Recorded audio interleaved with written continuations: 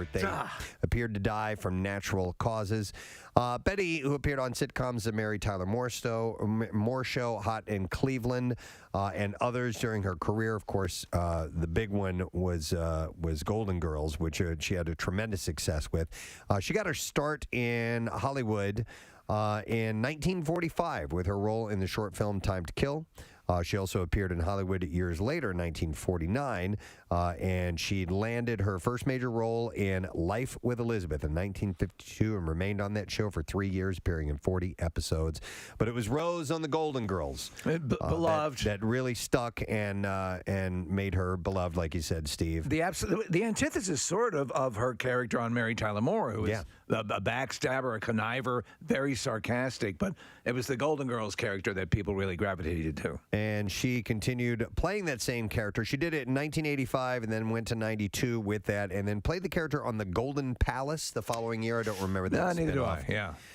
And of course, she had preceded in death by her husband and TV host Alan Ludden, who'd lost his battle to stomach cancer in 1981. After that, she had a brief marriage to Steven Seagal. Oh, wow. What a couple they made, too. No, she also starred alongside Sandra Bullock and Ryan Reynolds in The Proposal in 2009 and several movies throughout the years. Now, following her death, the planned one-night-only 100th birthday special at movie theaters nationwide will still take place on January 17th, which would have been her 100th birthday. Originally titled Betty White 100 Years Young, the Fathom event screening is now billed as Betty White, A Celebration. Yes, it's only appropriate. In addition to a retrospective of her 8-decade career and tributes from her celebrity friends and co-stars, Betty White, A Celebration also features what is now the actress's final interview. And we have a couple of clips if you guys want to just reminisce a little bit about Betty for a moment. There's one in general about how she kept a good attitude, an energetic attitude throughout life. Young at heart? Yep. Okay, here we go. That's that clip. I'm not preaching, but I think maybe I learned it from my animal friends. Kindness and consideration of somebody besides yourself. And I think that keeps you feeling young. I really do. Her and her husband, Alan Ludden, were incredibly active in animal charities, and she was all of her life. She did a tremendous amount of good for animals. Yeah, in fact, they're asking if you want to do a kind of a tribute to her is to donate to a local or a national animal charity out of in respect. Isn't that how she kind of became friends with Slash over the last few years? I think it was part of it, That work at the LA Zoo and a few other adoption agencies out in Los Angeles. She originally wanted to work as a zoologist, work at a zoo and work in research and all that stuff. It took a different career path. Yeah. Here's a clip from Golden Girls. Here we go. Rose, what in hell are you doing? It is 2 a.m. Well, I couldn't sleep, so I decided to get up and make a batch of Sparehöven Krispies. It's an ancient Scandinavian midnight snack. I guess after a night of pillaging, a Viking wants a little something to go with his cocoa. Well, the smell god awful. Yeah, just when you're about ready to throw up from the stench, that's when they're done. Who wants some? St. Olaf. She would always talk about that's that. Right, I remember. Here's her at the William Shatner roast. Right. And her thing, which was great, which she employed quite often, was through a very sweet smile, she would say horrendous things, and she does to Shatner. But you look great. You know, they make 1% milk now. Darling, you were supposed to explore the galaxy, not fill it.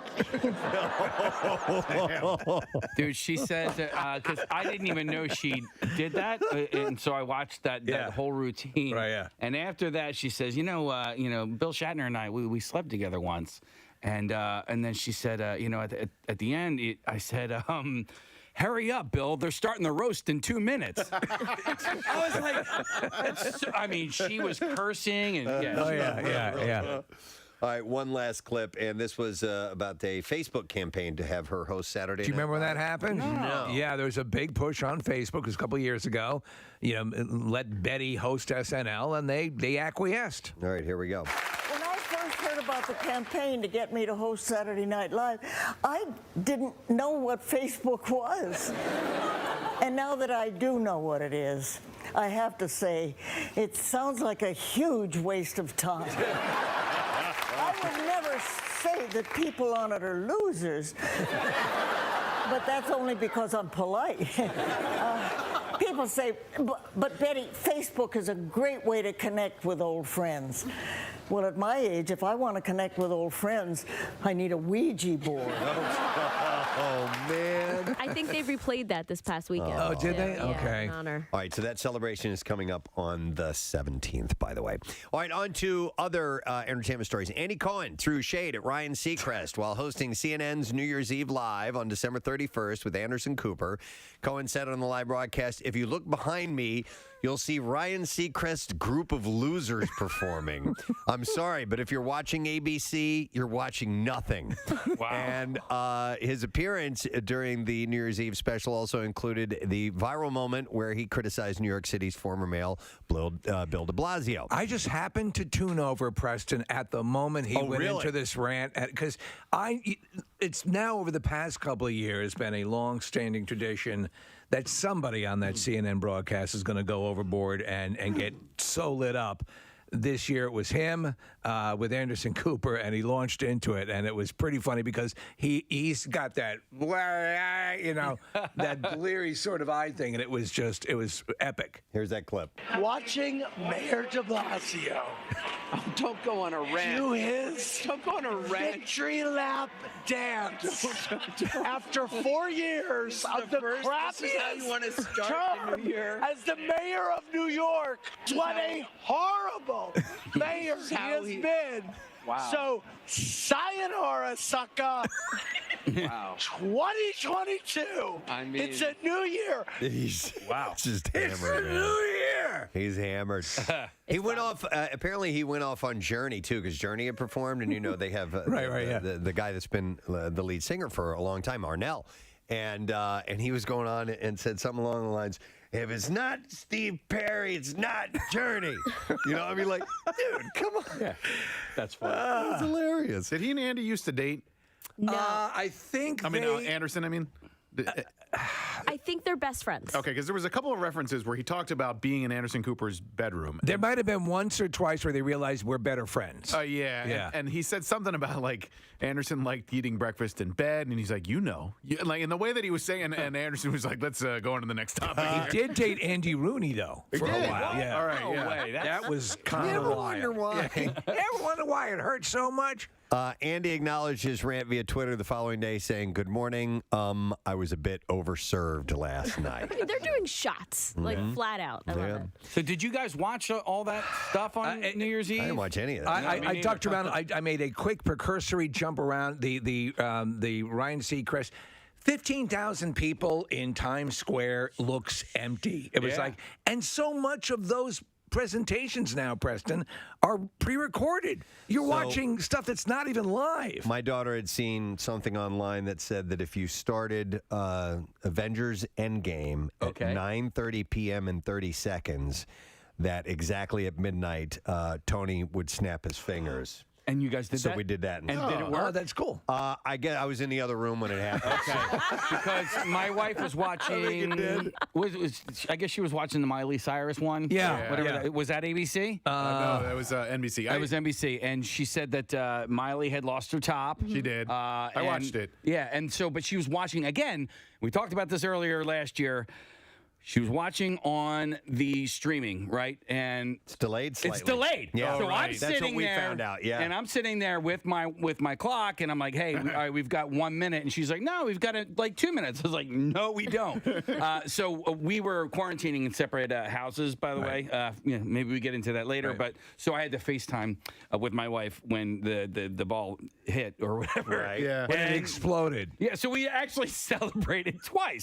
Once at actual midnight. midnight, and then the other time at the streaming on, whatever, midnight. I watched the Pete Davidson, Miley Cyrus one.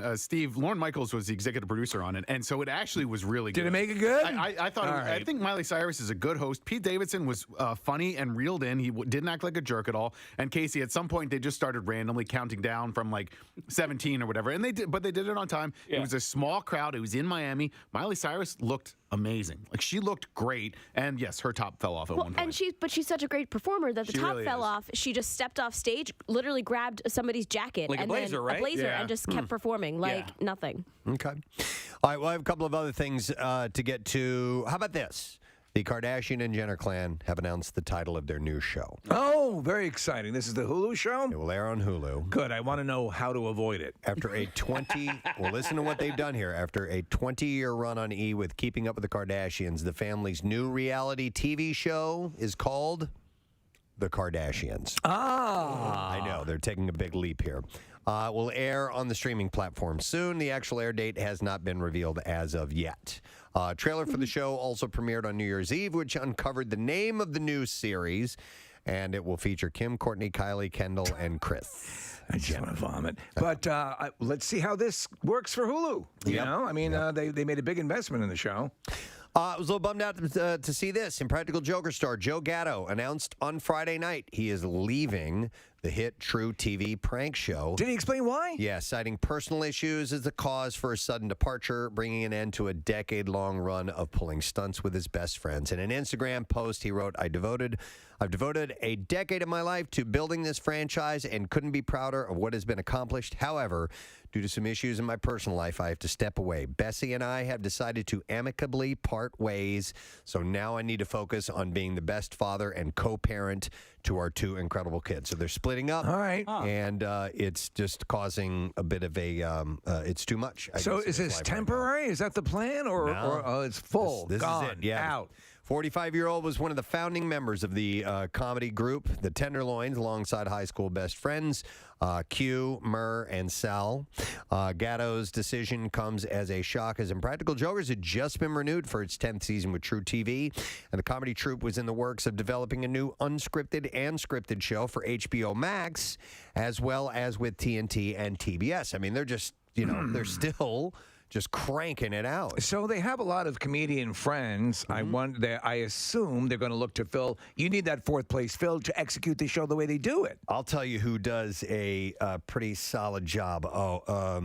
Joey Fatone. Joey Fatone has been kind of an unofficial fifth member of that group. He's done tons of their shows with He him. kind of already looks like does, one of them. He does great. Yeah. He fits right in with those Really? guys. I wouldn't doubt it, depending on what he's got going on or what else his commitments are. It can't be this. That he joined and do that. Yeah. In a separate statement, the three other stars lamented how upset they were to see Gatto leave, but confirmed that they would be continuing Impractical Jokers without him, teasing that a new chapter would be coming in January. I'm just thinking of the Murr vampire choir. It's so silly. It is so damn silly. Explain what it is. So they had they do this thing of punishment at the end of the show where you have to show up and whatever they tell you to do, you have to do. Yeah. And so they dressed him up in this really caricature-like old school vampire outfit. Right. Okay, with the white skin and the hair with the big gray streak in it and everything. And he thought they were sending him out on stage. He didn't know what was going to happen. They open up the curtains, and this Baptist gospel choir joins him, and he has to. And they're performing for an audience. Yeah. And he so stands out in the middle of this choir, and he has to sing with them. And they make him do a solo and all that. And it's so goofy. It's That's great. hilarious. So, but unfortunately, Joe's leaving the group, man. So we'll see what ends up happening with that. Actor David Koechner, a guy who we've had on our program many, many times here, was spotted filling up a badly dented car just days after he was arrested for suspected DUI after he crashed into a street sign on New Year's Eve. So Champ was tearing it up a bit. Yeah, Koechner, who is known for his role as Champ Kind in The Anchorman and films, and also Todd Packer in The Office, was arrested around 3 p.m. in Simi Valley, California. So he was He was tying one on Yeah, early. yeah. After police were called to deal with an erratic driver, the star was asked to perform field sobriety test, which he had failed after allegedly hitting a street sign with his car. His vehicle was towed shortly afterwards. He was booked into the Ventura County Jail at 5:15 on Friday and released the following morning on New Year's Day just before 6 a.m. It's wild that he spent the night. Yeah, he now has a court date scheduled for March 30th at the Ventura County Superior Court. So far, he has not addressed the arrest publicly. It appears this would be his first DUI. They didn't note anything other in the state of California. What do you think the classic tank is like on New Year's Eve? You know, it's got to be I'm hopping, sure it's a little right? busy. Yeah. I would think that there's definitely going to be a few people you're going to have to hang out with. Hey, so- look, that's David Koechner. Wouldn't that be weird? And Mel Gibson. Oh, my God. What? He's there all of a sudden. The gang's all together again. Yep. Emma Roberts, her letter from Hogwarts apparently did not arrive, or maybe it did 20 years late. The American Horror Story actress was mistaken for Emma Watson when her childhood photo was accidentally featured in the reunion special Harry Potter 20th Anniversary Return to Hogwarts, which is now streaming on HBO Max. One eagle-eyed fan pointed out the flub, posting a screenshot of the photo in which a young Roberts wears a pair of Minnie Mouse ears while eating breakfast next to an identical screenshot from Roberts' Instagram feed. I wonder what the hell that was. So yeah, they were supposed to be showing a picture of Emma Roberts. I'm sorry, Emma Watson as a young child, and because they were showing these all the actors as kids before they got onto the franchise, and they mixed that in. By the way, that special is Is it good? fantastic. Nick, Okay. I watched it Oh. yesterday in Preston. It is so well Back me done. up on this. Yeah. You end up crying like Several times. Yes, it is. Several It is times. beautiful. These And- people, they love each other. They Yeah. they grew up together in a really cool environment. supporting each other. Yeah. Unique. They show the level of fandom that these kids were dealing with.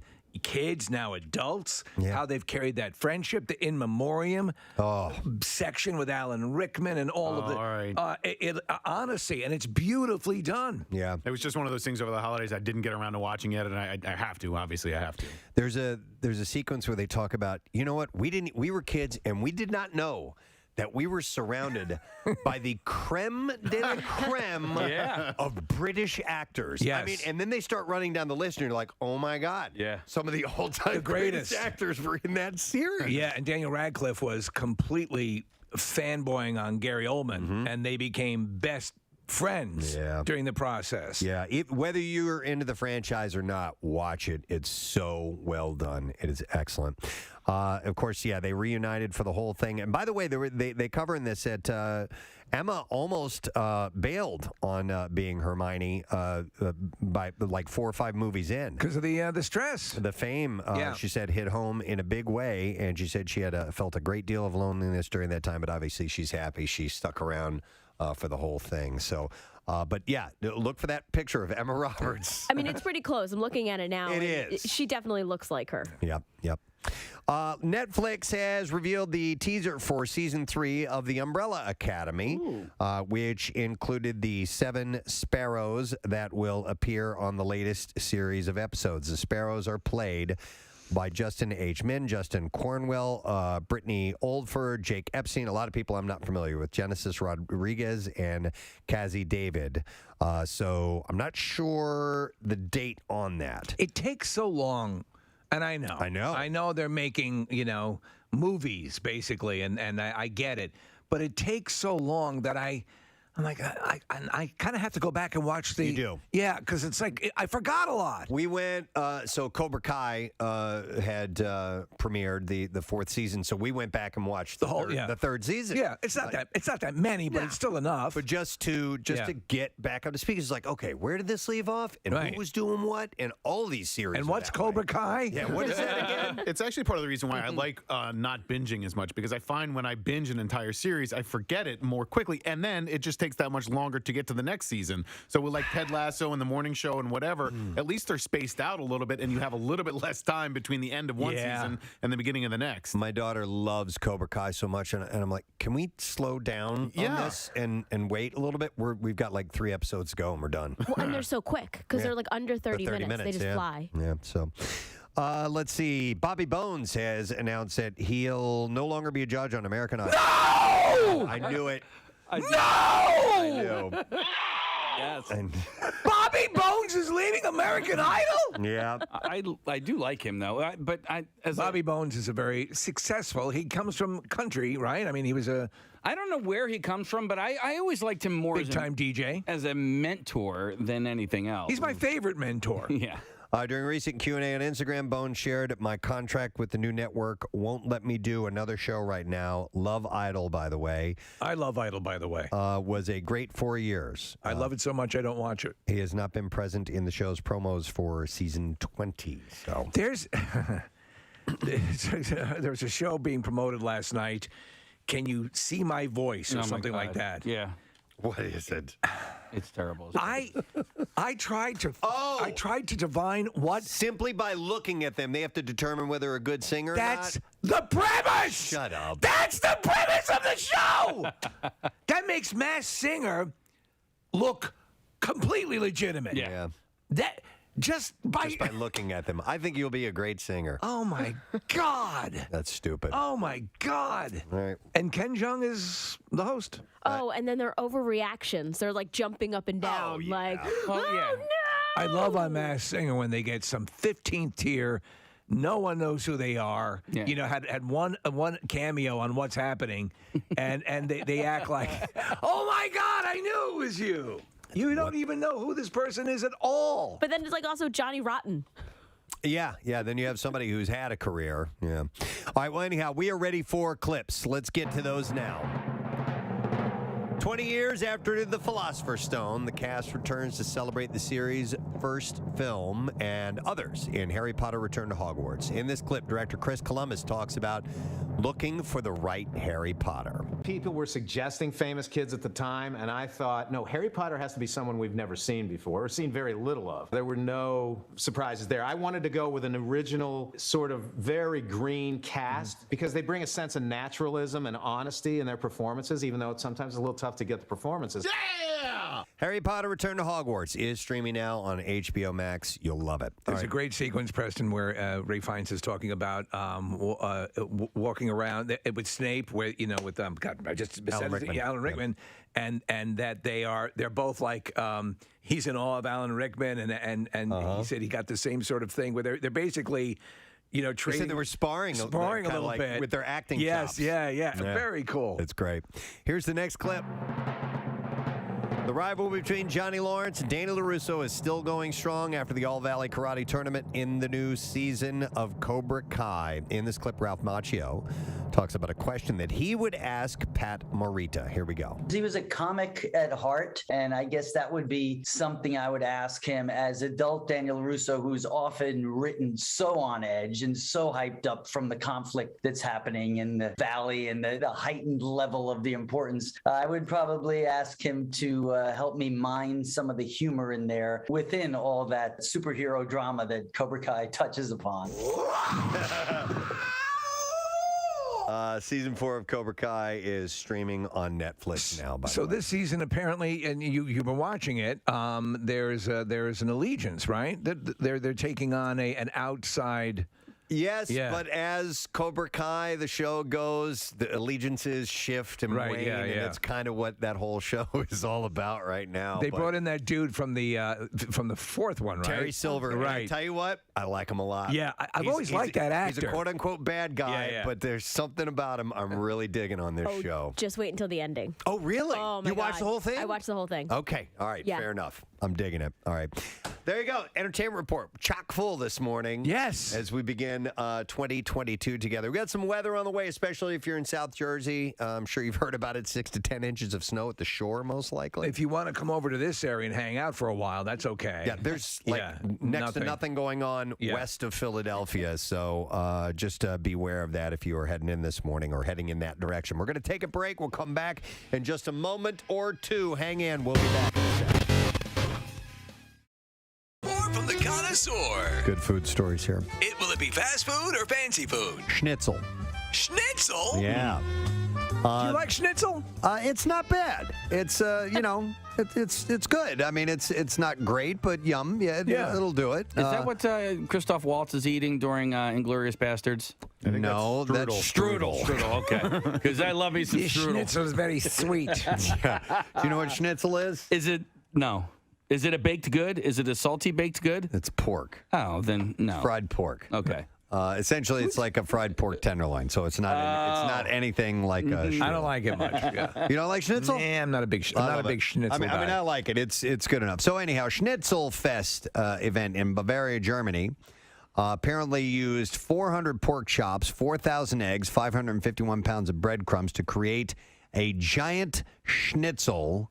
And the resulting schnitzel is 2,663 pounds. Wow. People must have been schnitting for weeks after. That's good, dude. You knew it was coming. I just took a hairy schnit. 753.5 square feet is how big it is. I've had schnitzel in Germany, in Munich. We were having dinner, and I'm like, how can I not have schnitzel? If you're going to have schnitzel, you have it there. So what did you think? It's good. It's not great. It's not rocking your world. No, it's good. I'd order it. I've had it at other places as well, too. It's funny when you have something that you think is authentic and then you later do have the authentic version of something and your opinion of it changes 180%, 180 degrees, I should say. Organizers say it took nearly 3,700 gallons of oil to fry. A Guinness World Record adjudicator, how do you say that word? Adjudicator? Adjudicator, thank you. Was on hand to verify the schnitzel's measurements. They called me the schnithead. And certify that it broke the previous record of 1,212 pounds, so it blew that record away. And it was then split up into 4,800 portions and sold to attendees at the festival. Yes, we put it on a conveyor belt and it comes right out to Schnitthorn. Keep going. Do more. What were you going to say? You were going to say something. Well, so it's just a pork chop, basically? Yeah, I don't know if it might be the tenderloin case. I'm not 100% sure what part of the pig it is. But yeah, it's like a fried pork chop or a fried tenderloin. Yeah, I never really cared for pork chops. Oh, man, I do love pork. I know, and people, like my father loves them, and I like them only if they are incinerated to the point. No. That's the only way I can eat You got to get them juicy. All right, well, anyhow, they made the biggest one in the world. What cartoon has a character named Schnitzel? That was Chowder. Chowder, that's it. And okay. Schnitzel would only say rattle, rattle. He never said anything other than that, rattle, rattle. I was looking for that, and I came across something that says schnit in the bathtub, so I'm going to Go play ahead, that. let's hear what that I don't is. know what that is, Okay. but... Oh, no, someone decided to take a shit in the bathtub. Not again. You know what that was from? What is that from? That OxyClean parody. You remember? Oh, yeah. Yep. Oh, my God, that was funny. That was very funny. That was where they add the dialogue. Just take this effing thing right over here and rip this. Oh, look at that. Someone schnit in the bathtub. Oh, no, someone decided to take a shit in the bathtub. Not again. Not again. I saw this story. I thought this was kind of interesting. A pair of panties belonging to Adolf Hitler's wife, Eva Braun, sold at auction for around $6,000 over the weekend. Oh, geez. The pink... Put on the panties! Yes, the pink... The ones that I like, the pink ones! The pink silk panties, embroidered with Braun's initials, came from a private European World War II collection. They were sold to an anonymous UK telephone bidder. These are like bloomers. Who also bought her, you're right, they are, they're huge. Yeah. Who also bought her white lace night dress for $5,000. You know there's some guy wearing these things staring in the, in the mirror. Fatherland! Yes. Oh my God! You know, as obviously as staggeringly aberrant as Hitler was with all of his little things like his all the weird, creepy stuff. Mm-hmm. Him having sex is at the bottom of the list of things I want to think about Hitler doing. Yeah. Auctioneer Jonathan Humbert said that there was perennial interest in items from the Nazi Germany area. In the same auction, a bracelet presented by Goering's wife, Emmy. I got you something. Sold for about $3,000. Oh my gosh, he vintage Javid. The gold-plated bracelet dated 1938 has a central locket with a swastika and opens up to reveal a swastika on it? A picture of Hitler, of whom Goering was a close confidant, of course. So there was a picture of Hitler in this locket that he gave to her with the bracelet. That's right there. Too cute to not commit genocide. Oh, my God. Happy wife, happy life. I actually said that phrase to somebody the other day, a minute, and it's the truth. Mm-hmm. Honestly, and you know when things, you walk in and you can feel it in the air. Oh, yeah. Oh, no. I know. Oh, no. And then when I say it's because you're on your period. Oh, my God. You said that one time, and you never said it again. Is it girl things? What did you say? Oh, my God. They turn into Rambo. Yeah. They turn into Rambo. It's gonna get bloody. I'm coming for you. Oh, my God. Kathy, what were you going to say? Oh, having my period, having to use the feminine hygiene products, spitting on us, calling us baby killers. And we know it. It's so bad. I hate it, but listen, use it. I'm an animal. I do again. As I've said, my it's pretty even keel. I don't have the Jekyll and Hyde thing. You know, yeah, God, never had that. What country was Hawaiian pizza invented? 215-263 WMMR. We will go to Kara and see if she knows the answer. Hey, Kara. Hey, Gadzooks. Gadzooks to you, Kara. So, do you know what country Hawaiian pizza was invented in? Canada. That's correct. Yeah. They call that the Big Island, Preston. Because it used to be, it was pineapple and Canadian bacon, which is essentially ham anyway. Yeah. But I remember when you first would order, or at least I remember when I first ordered Hawaiian pizza, that it was advertised as pineapple and Canadian bacon. There you go. Would never have guessed. It's like a nightmare for me. I love it. Really? The cooked fruit situation for me. It's yeah, like that's I'm out. right. I'm just out. That's right. Any hot fruit. Yeah. There's a band name, Hot Fruit. Damn it. I got to write these down. Romano, come down and see my new band, Hot Fruit. We sizzle. We're sick. They sizzle? I'm sorry. Did I hear that again? Come Romano, come see our new band, Hot Fruit. Boys, we sizzle. Hot Fruit. All right. Anyhow. What do we play? I'm interested. That's a good question. Nothing but Shania Twain. All night. Let's go, girls. All right. Who wants some Hawaiian pizza? Hot fruit. And the director, by the way, is a guy named Jim Mickle. He's from Pottstown. Jim Mickle. Oh yeah, actually, he did a movie I've mentioned before, a vampire movie, a really good vampire movie called Stakeland. No kidding. Yeah, really well done. Okay. Kathy just got a message. Kathy just wants Everything okay? Yeah, she just wants to listen to some music. Yeah. Turned over to B101. Wait, I'm trying to win the Station I prize. really I'm trying to win Richard Marx tickets. Can you guys be quiet? Can you guys just take a break for a minute? Yeah, the name it's RONANO. Oh my God, thank you. I'm so excited. I can't. I'm at work. Yeah, you can't get more excited. You can't get more excited that you just won tickets. I can't. I'm at work. I work at WMMR. I do the morning show. Well, can you go outside and scream? Kathy at WMMR.com. You can't win this. You could actually walk one block down and pick up the tickets. Guys, I'll be right back.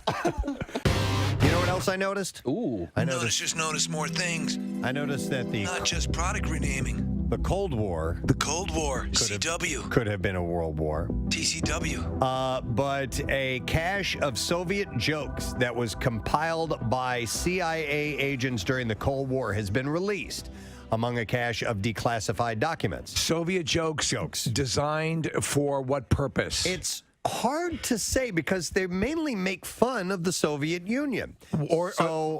All the jokes were told between Soviets, but picked up by CIA operatives before being relayed back to Washington. So, do we believe that perhaps it were American operatives and spies to be armed with these jokes? It might be a way of sort of ingratiating themselves to, in other words, if you could tell a funny Soviet joke to another person. They're not clear on what the purpose or was of this it for their I think it was just them. Soviet review. It was just part of the gigantic lists of stuff that they have at the CIA. There's a lot of Yakov Smirnoff stuff here, right? The list was addressed to the deputy director of the CIA, but is believed to have been circulated among senior White House officials. One joke featuring Ronald Reagan made it to the president's desk, and he found it so funny that he began to use it himself. That's the goddamn funniest thing I've ever heard. So here, you want to hear the joke? Please tell me. Clinching the playoff spot, which is fantastic. But the railing collapse when Jalen Hurts is trying to walk through the tunnel, and these guys, these Eagles fans, are just really trying to meet him, leaning over this railing. The railing snaps. They fall down. I think the funniest thing about the number one, as soon as it happens, you're like, oh, my God, somebody broke their neck. You know, Right. It looked like. But then these guys, these mooks getting up and let's get a picture together. And they're all like, crowding on him. And finally, somebody from security comes over and is like, all right, guys, all right, you know. I mean, like, they are. Jalen was good natured, though. He was totally cool. I mean, think about, just in general.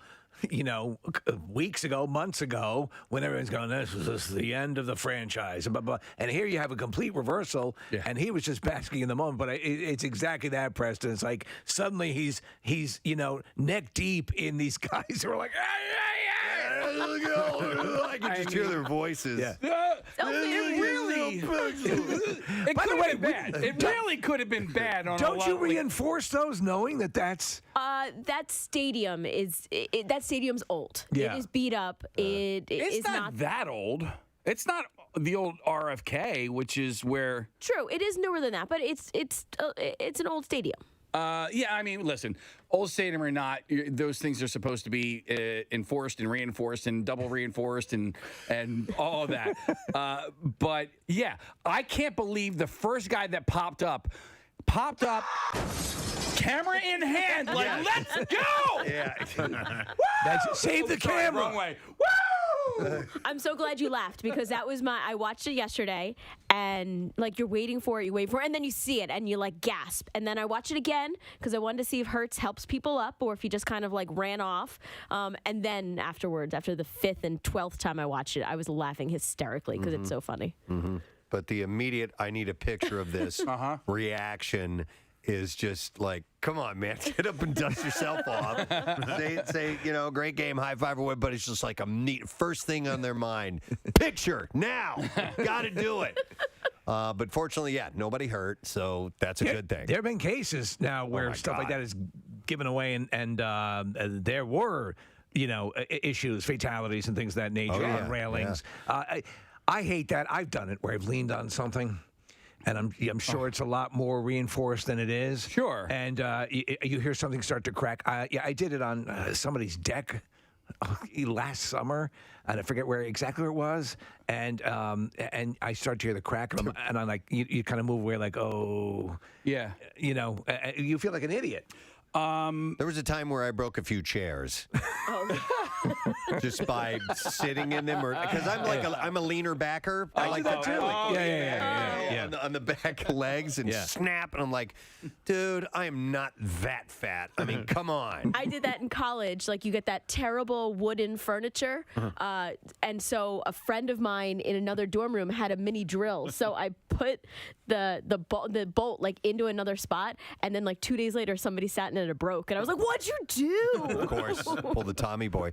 But you remember at the several years ago, I don't remember what year, but that Army-Navy game here. I was at the vet. And people got hurt at Yeah, that they one. did. Yeah. And that was a whole lot of people coming down on that. They had, listen, this is a lot more dramatic, but like when the decks, get overloaded on the backs. Oh, my God. But in this People case, get killed in those ones. it wasn't that high up.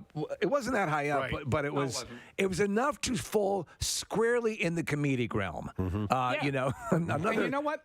If Jalen Hurts just ran by and didn't do anything, I think he was in a win-win situation. Yeah. He could have ran by and, this isn't my issue. I need to get to the locker room, and nobody would have batted an eye. But the fact that he actually did stop and help people out, and then he just got stuck. He's like, oh, man. Now I got to take Now I pictures. got to take pictures with all these guys. he's good-natured about it, which is cool, though. Yeah. I mean, he wasn't going to listen. He's a human being. I mean, we wanted to make sure those guys were okay because that looked nasty. How are your phones? Yeah. Is everyone charged? Yeah. Oh, my God. There was a moment at the end of the video where it looked like everybody was okay. Jalen Hurts is kind of like figuring out, all right, I can probably go back into the locker room. And then Jordan Mailata, who is like 6'7" and 350 pounds, comes off the field as well. And he just goes booking right past everybody and heads down right into the locker room. He's like, I'm done. I'm out. Yep.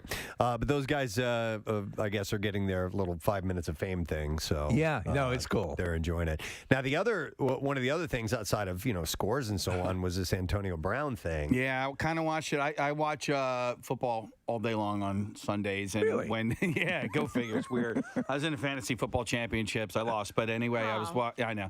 Why isn't that the story? It should have been. Should have been. But so I was watching the Red Zone, and they cut in with, what was as this is all unfolding, and I'm like, this guy is just not right in the head. So the Red Zone, you watched the Red Zone, and it got activated to this incident? Yeah, because what the Red Zone what the Red Zone does. How does it work? Is they usually key in on the game that has like the juiciest action. All right. Right. So anything that's happening, anything worth watching, they will cut to that. And so as the game whatever game I was watching on Red Zone, they cut to that and they said, hey, check this out. And, I've never seen anything like that in my entire life. And it's easy let's explain to those who may not be aware of what's going on. It was in the, third quarter? Third quarter. And he, all of a sudden, he's kind of gesturing with a couple of guys on the sidelines, and he just decides to take off his equipment, took off everything all the way down to his undershirt, and eventually takes that off, throws it up in the stands, and he's heading to walk off, and he walks across the end zone before exiting, waving to everybody, essentially saying, I'm out of here, and quitting. I don't know if he just felt like he was just leaving the game, but he's gone. He was fired. Yeah. I mean, and rightfully so. He is not right in the head. I have no idea what led to this. I don't know what sort of altercation he got in on the sideline or whatever. But I had heard that the security thought he was a streaker at first. Okay. Did anybody hear anything about that? It makes sense. I mean, he had his shirt off. Yeah. But yeah, he quit in grand fashion. And wait. So just to clarify, because I've heard multiple stories on this, and I'm trying to get a beat on, was it his intent to quit, or was he just, having a moment? I don't know. Because, I don't know anything about this guy. I don't follow football, so I don't know his. I was reading he's had some off-field incidents or issues. He has, and so it's with several teams, for several years, and off the field as well. Like Press, you might have seen last year or maybe 2 years ago, but I think it's prior to the pandemic. He was having an issue at his home. Where the police, were called, and so CTE could be an issue here, right? Okay. So, or it just could be mental illness, or he could just be a diva. I don't know. Who really even knows? A number of the teammates, or at least ones who were speaking on it, say they support him, but they also know that he needs help. Yeah. Tom Brady came out and spoke last night, and he said he was very empathetic, and so Tom Brady was delivering a kind message and not throwing Antonio Brown under the bus, which is probably the right course of action. But yeah, I mean, he's been on a bunch of different teams over the last few years. There were some issues with him getting vaccinated or not getting vaccinated. And then this story I was just about to bring up. A few days ago, he was farting in his doctor's face incessantly. Okay. And there's video of that. Here's the headline. Pittsburgh doctor says Antonio Brown once repeatedly farted in his face during a consultation and that he owes him $11,500 in unpaid bills. You can write the farts off if you get your money. Wow. Okay. Well, but listen, he's a colorful character. He decided to hang it up in grand fashion. If that is the case, and I know we've talked about this before, but when you make a statement, I'm out of here. I'm quitting, and I'm not going out quietly. You're kind of playing with fire because that can come back to haunt you. You are burning that bridge. Now we all look for that moment, and we never get them. Most of us never get them where, it's the classic walking away as the thing blows up behind you, and I'm out of here. People are applauding. Yeah, look at that guy. Like, oh, my God. He finally did it. It never really works that way. That's why in this business, in the radio business in particular, if you are getting fired, you're not going on the air. They absolutely positively. I've seen people. They've called them into the office. Oh yeah, and they go, by the way, today was your last show. Or there's no way in hell they're giving you this microphone. Today's your last show, you loser. Yeah. All right, you're on Go at in there 1. and work your shift. All And right, then pack up your stuff. Your ratings suck and you're horrible on air. You're on at 1. Preston, it's always someone who's decided to quit without management's knowledge. That gets on the air and gets to give their manifesto. So apparently there is a fast food restaurant near my house that the manager continually he walks out on his job all the time. And I was actually there one time when he did this. I waited in line at the drive-thru for a long time. Normally I wouldn't wait as long as I did, but my daughter had her tooth pulled and I had promised her a frosty treat, and for her aching mouth. Frosty treat. A Okay. frosty, Would you like a frosty treat to sort of mitigate your dental issues? And but I waited in line for 20 minutes. I get to the drive-through speaker, and the girl goes, "I'm sorry, can't take your order. Our manager just left." She said just left, and I was like, okay. I'm like, he just. But I would like a frosty treat. My daughter. Yeah. My daughter just had dental work, and I promised her a frosty treat. Well, but before I could even get to that, I had to get to the bottom of what the hell did she mean by he just left? And I was like, it means that when he was once here, that is no longer the situation. I said, is he coming back? And she's like, I don't know. I go, what, are you a cop? Yeah, I go, well, hang on a second. I go, he left, he was mad, and he left? And she's like, yes. I go, okay. So, he quit. And she's like, yes. So he quit, and we can't run the registers. And I said, okay, well, you have to hear me out here. I said, my daughter. I want a frosty treat. My daughter. I just got back from Fallujah. I did try to reason with the young lady. I said, well, here's my situation. I said, my daughter just had her tooth pulled. I said, I promised her I would get her a frosty treat. And I've been waiting in line for 20 minutes. I said, listen, I'm going to make some calls. I think I can find you a place with frosty treats. How long before it was resolved? 30 seconds. Okay. When I reasoned with her and I told her my situation. Did you take your shirt off and dance around the car? I did. But dude, here's the thing that sucks. She's like, okay, well, what flavor? I was like, let's get chocolate. And she's like, what size? I'm like, I don't know. So I'm thinking. You don't know a lot, do you? Because I'm thinking she's gonna give me a free one because clearly she said the registers don't work. Yeah, I would have thought she would have pissed in it. Well. So that's why I didn't tell her what size, because I was like, if she's giving me a free one, I don't want to take a large, She charged me full price for this thing. I was like, if you can charge me full price, why did you tell me you couldn't sell me a frosty treat to begin with? Anyway. Here's what I'd like to do. I'd like to see if A, you've ever quit in a grand fashion like that, or B, if you've fantasized about quitting, because most of us don't have the balls to do that, which is smart anyway. But how would you do it? In what grand fashion would you burn it all down? You know what I mean? Yeah. Without burning metaphorical things down, terms. Metaphorically, thank you very much. No, I 'Cause people have thought about it. Here's what I'd do. The thing that you always think about too in those situations is that is your leaving going to negatively impact your coworkers, and they're going to have to, So it's rare when you can do that metaphorical burn the place down, sort of thing. Have you ever walked out on a place like, throwing No. I'm out of here. I've never flat out quit any job I've ever had. Right. I've faded. Do you ghost? I've faded You from a couple of ghosted your jobs. jobs. Yes, I've done that absolutely. too. That's when I was in my Yeah. 20s. There when you was- were just like, I don't want to go to work anymore. There was one point, Preston, at one job, and it was the bookstore, where I was getting people to cover my shifts so much that they thought I was covering their shifts when I would show up. I was like, because it's after a while, it's like, no one, because you're learning. I was actually working a lot of jobs at that time. I was doing stand up as well, and I was like, can you come? Can you fill in for me? And then eventually the manager goes, I think we've reached the point. Yeah. You just want someone else. Probably better to move on. It's better for someone else to figure it out for you.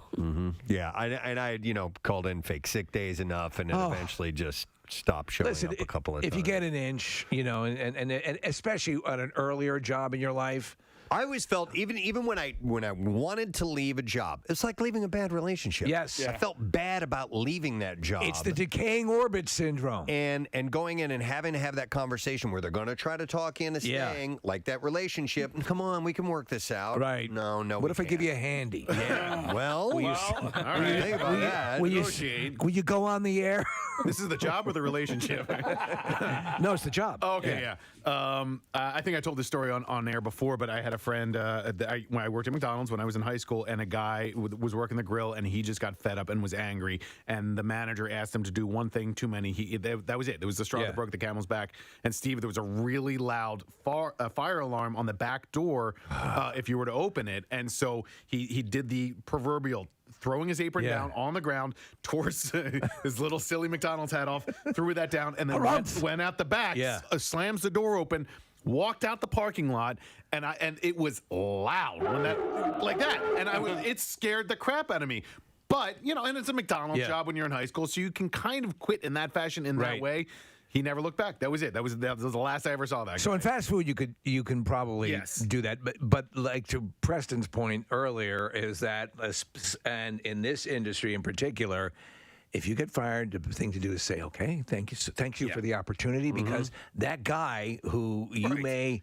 He may be your next possible job down the road. Oh, yeah, for and sure. it happens a lot. Here's a text from somebody that says, I stole the letters to the restaurant's outdoor sign, the marquee, and I made it say that my manager sucks in the middle of the night. They didn't know who did it until I quit the next day. That's pretty ballsy. So they did it. That is ballsy. Hang on a second. I want to go to Justin, who's planning on quitting, I believe. Hey, Justin, good morning. Hey, bitches. Hey, what? What's up, Justin? Hey, so I work for a very large company. Let's say they rhyme with Schmamazon. Okay. And over the last year and a half or so, just as you know about the pandemic and everything, we've just been worked to death. Yeah. I have a new job that's starting on Monday, and since I've let them know that I was planning on leaving, they've treated me so poorly that I have this big elaborate plan to quit. Okay. So we have little microphones that we use because it's so loud in there, and there's a big catwalk that's in my department. So I plan on walking up on the catwalk and letting all the management team know exactly how I feel about them as I walk out the door and clock out. Let me ask you, Justin. That is a bold move. Do you? A lot of people, I think, have been hearing. Amazon serves that purpose of a. It's not Amazon, it's Schmamazon. Schmamazon. Yeah, Steve, come on. Sorry, Clearly Schmamazon. said it was Schmamazon. It's like Schmalmart. And Schmegadoon. Yeah, Schmegadoon. Yeah. So listen. So could this be something though? If you think about it, you might need it down the road. That you could go back to it. Is it something that you might? Because I'm always going to speak on. Taking the high road when exiting a job, because you never know when you're going to need that reference, but you are resolute in doing this. Are you still is there a percentage that might dissuade you from doing this? So my wife has tried to talk me out of it a couple of times. However, I'm going into I have my degree in a totally different field that I'll never have to use this type of thing ever again. Yeah. This type of job ever again. So I've planned it out in such a way that, they also have this thing, it's called the offer. So if you take it, you can never work for Amazon or any of its You mean Schmamazon. Schmamazon, yeah. You should probably listen to your wife, though. I mean, she is probably more level-headed than you are at this point. She hasn't been beaten down the same way you have. So, perhaps. I know this sounds great. I have a couple more days. to think about it. I'm sitting in the parking lot right now, still debating if I want to go in today. Okay. Well, listen, we want you to do what's best for your future, and I would take the more metered approach, but I understand if you're passionate about it. But we can, having had many jobs over my life, I think the if you can leave on good terms, that's always the better dynamic. And by the way, Justin, some people are texting in. If you do decide to go through with your plan, please film it. I will. I have plenty of coworkers that are ready to film it. All right, excellent. Thanks, Justin. Go buy one of those video phones from Schmapple. Well, there have been people. You've seen people at stores that have a PA system. And have to wait over that and let their mind be known. At Smallmart. At Smallmart, yeah, exactly. That's happened several times. Let me go to. I have Bill. He quit in a special way. Hey, Bill. Good morning. Morning. How you guys doing? Good. What's up, Bill? Hey, Happy New Year to you guys. Happy New Year to you. Same to you, man. All right. How did you quit in grand fashion? So I've worked on many golf courses throughout the years and many different management styles and things, and worked for this particular golf course where the superintendent was known to be a jerk. Ooh. And just not talk to people the right way. Okay. I was on a fairway mower one day, cutting fairways, as you guys know, and came up to me and just started yelling at me for no reason. I'm like, dude, what's your problem? And he's like, I'm having a bad day. I got to take it out on somebody. So what? Okay, you're going to have a bad day. You're going to take it out on somebody. I'm going to take my bad day out on you. Left the fairway mower right there and just walked off the golf course. There you go. Yeah. And what was his reaction? He just looked at me like, come back. Yeah, golfers are on the tee box. They're like, what's going on? Can we tee off? Let's go. Hey, what does that golf course rhyme with? What's the name of it? Pillage. What? Pillage. I don't know pillage. Schmillage. Ah. All right. Anyway, are you happy that you did it that way, Bill? Oh yeah, for sure. I have a degree in golf course management, so I can go anywhere and get a job. All right. I actually got out of the golf course industry now because it was just so cutthroat. I would have driven that. I would have driven that right off the course and drove it home. Yeah, exactly. That's cool. what you do. You get on the highway and you take it with you. We're never gonna have to mow again. Nick, you're pulling up Patrick Waugh. Yeah, he was when he was the goalie for the Canadiens. They were getting killed by the Red Wings. I'd forgotten about this, and then I don't know if he got pulled or what, or maybe he even pulled himself out of the game. But he leaves the ice, walks to the bench, walks down the bench to the head coach, says, "I quit," goes in the locker room, never played for the Canadiens again. No, so it's just like, this is it. I'm done. They're playing terribly in front of me. I can't stand this organization. I'm out. Wow. Bree, I'm going to go to Bree. She took a more passive move, but made her point be known. All right. Hi, Bree, you're on the air. Good morning. Good morning. Hey, what's up, Bree? Hi. So this was about 3 years ago. I put in my 2 weeks. I tried to do it right. And right before I quit, they were kind of being weird about it. So the night before my last day, I went to a dollar store, and I happened to pass by those, plastic prayer hands right. that you put on, a grave. And then I just got this idea. So I went kind of wild, and I got, fake flowers, a small picture frame for, a wall-size picture of myself. And I got all this stuff, and I set it up on my desk at the end of the day. I was I did the late shift. I was the last one there. And I set up, a memorial for myself, and I left my badge there, resigned in peace. Resigned in peace. I like that. So that's a more tempered way of doing it, where you didn't you didn't burn the place down, as they say. But did they find it funny, or did my God! So there was only one other guy that was working the late shift in a different department, and he was like, "What are you doing?" And I was like, "And I'm trying to set all this stuff up." I'm like, "Dude, don't worry about it." He's like, "Hold on," and I thought he was gonna go and call somebody. He comes back with a stuffed animal. An over there. That's a good way to go out. I think that's a good way. All right, Bree. Thank you very much. Oh, have a good one. All right, we'll see you. Let's go to Karen next. Hi, Karen. Good morning. Hi, good morning. All right. I'm calling from Jacksonville, Florida. Nice. Thanks for I listen calling to in. you guys every morning on Alexa.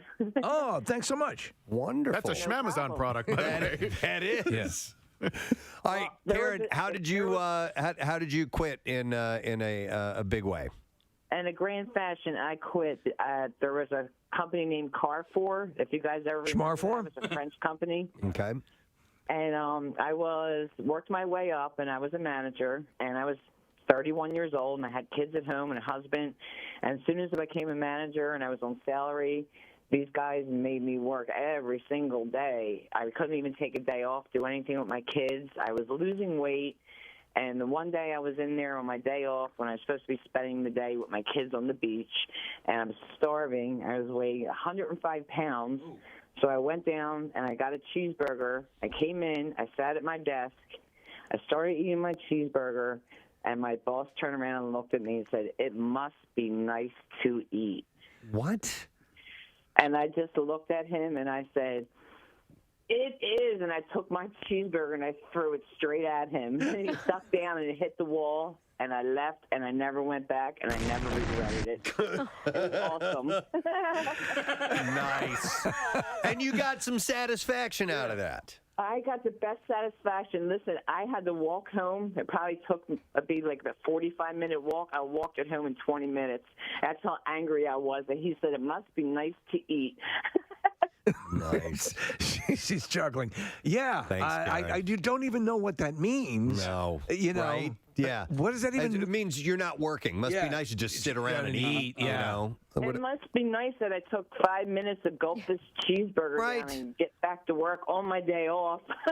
Yeah. All right. Thanks, Karen. We appreciate it. Take care. No problem. You guys rock. Oh, we appreciate that. Just the jerk boss. That's enough to make you do something like that. As opposed to, I'm not working here anymore. I like the pay isn't right, and it's not the right position for me. But if you get somebody who's a supervisor, somebody who's a department head or whatever, who is on you all the time, I can see that pushing you to do something like that. There are certain things that happen in any work environment where you're going to have things that perhaps you're not doing right or whatever. That's understandable.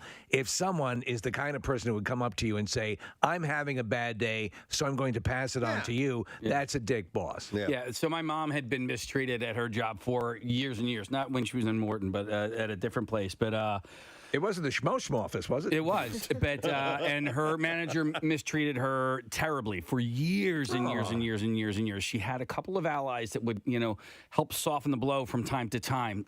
But for the most part, it was just miserable. But it was so bad that when she did eventually transfer out of where she was, this guy's superior was like, "Don't even say anything." He's like, "When it's your last day, let that just be your last day and leave," because this dude just would target her all the time. So if he knew that she was leaving, he would have made it even much worse. You have to consider things like that. Also, again, I think no matter what the situation is, if you can leave on good terms, say that person who's your nightmare gets bumped out, and then you come back. If there's another opening, think about that. Think about the future. Yeah. Well, so that's what my mom was thinking about. It's like, if it's that bad, just leave. Okay. I'll just go to Schmoopy-S. Well, yeah. She's got 4 kids at home. You know what I mean?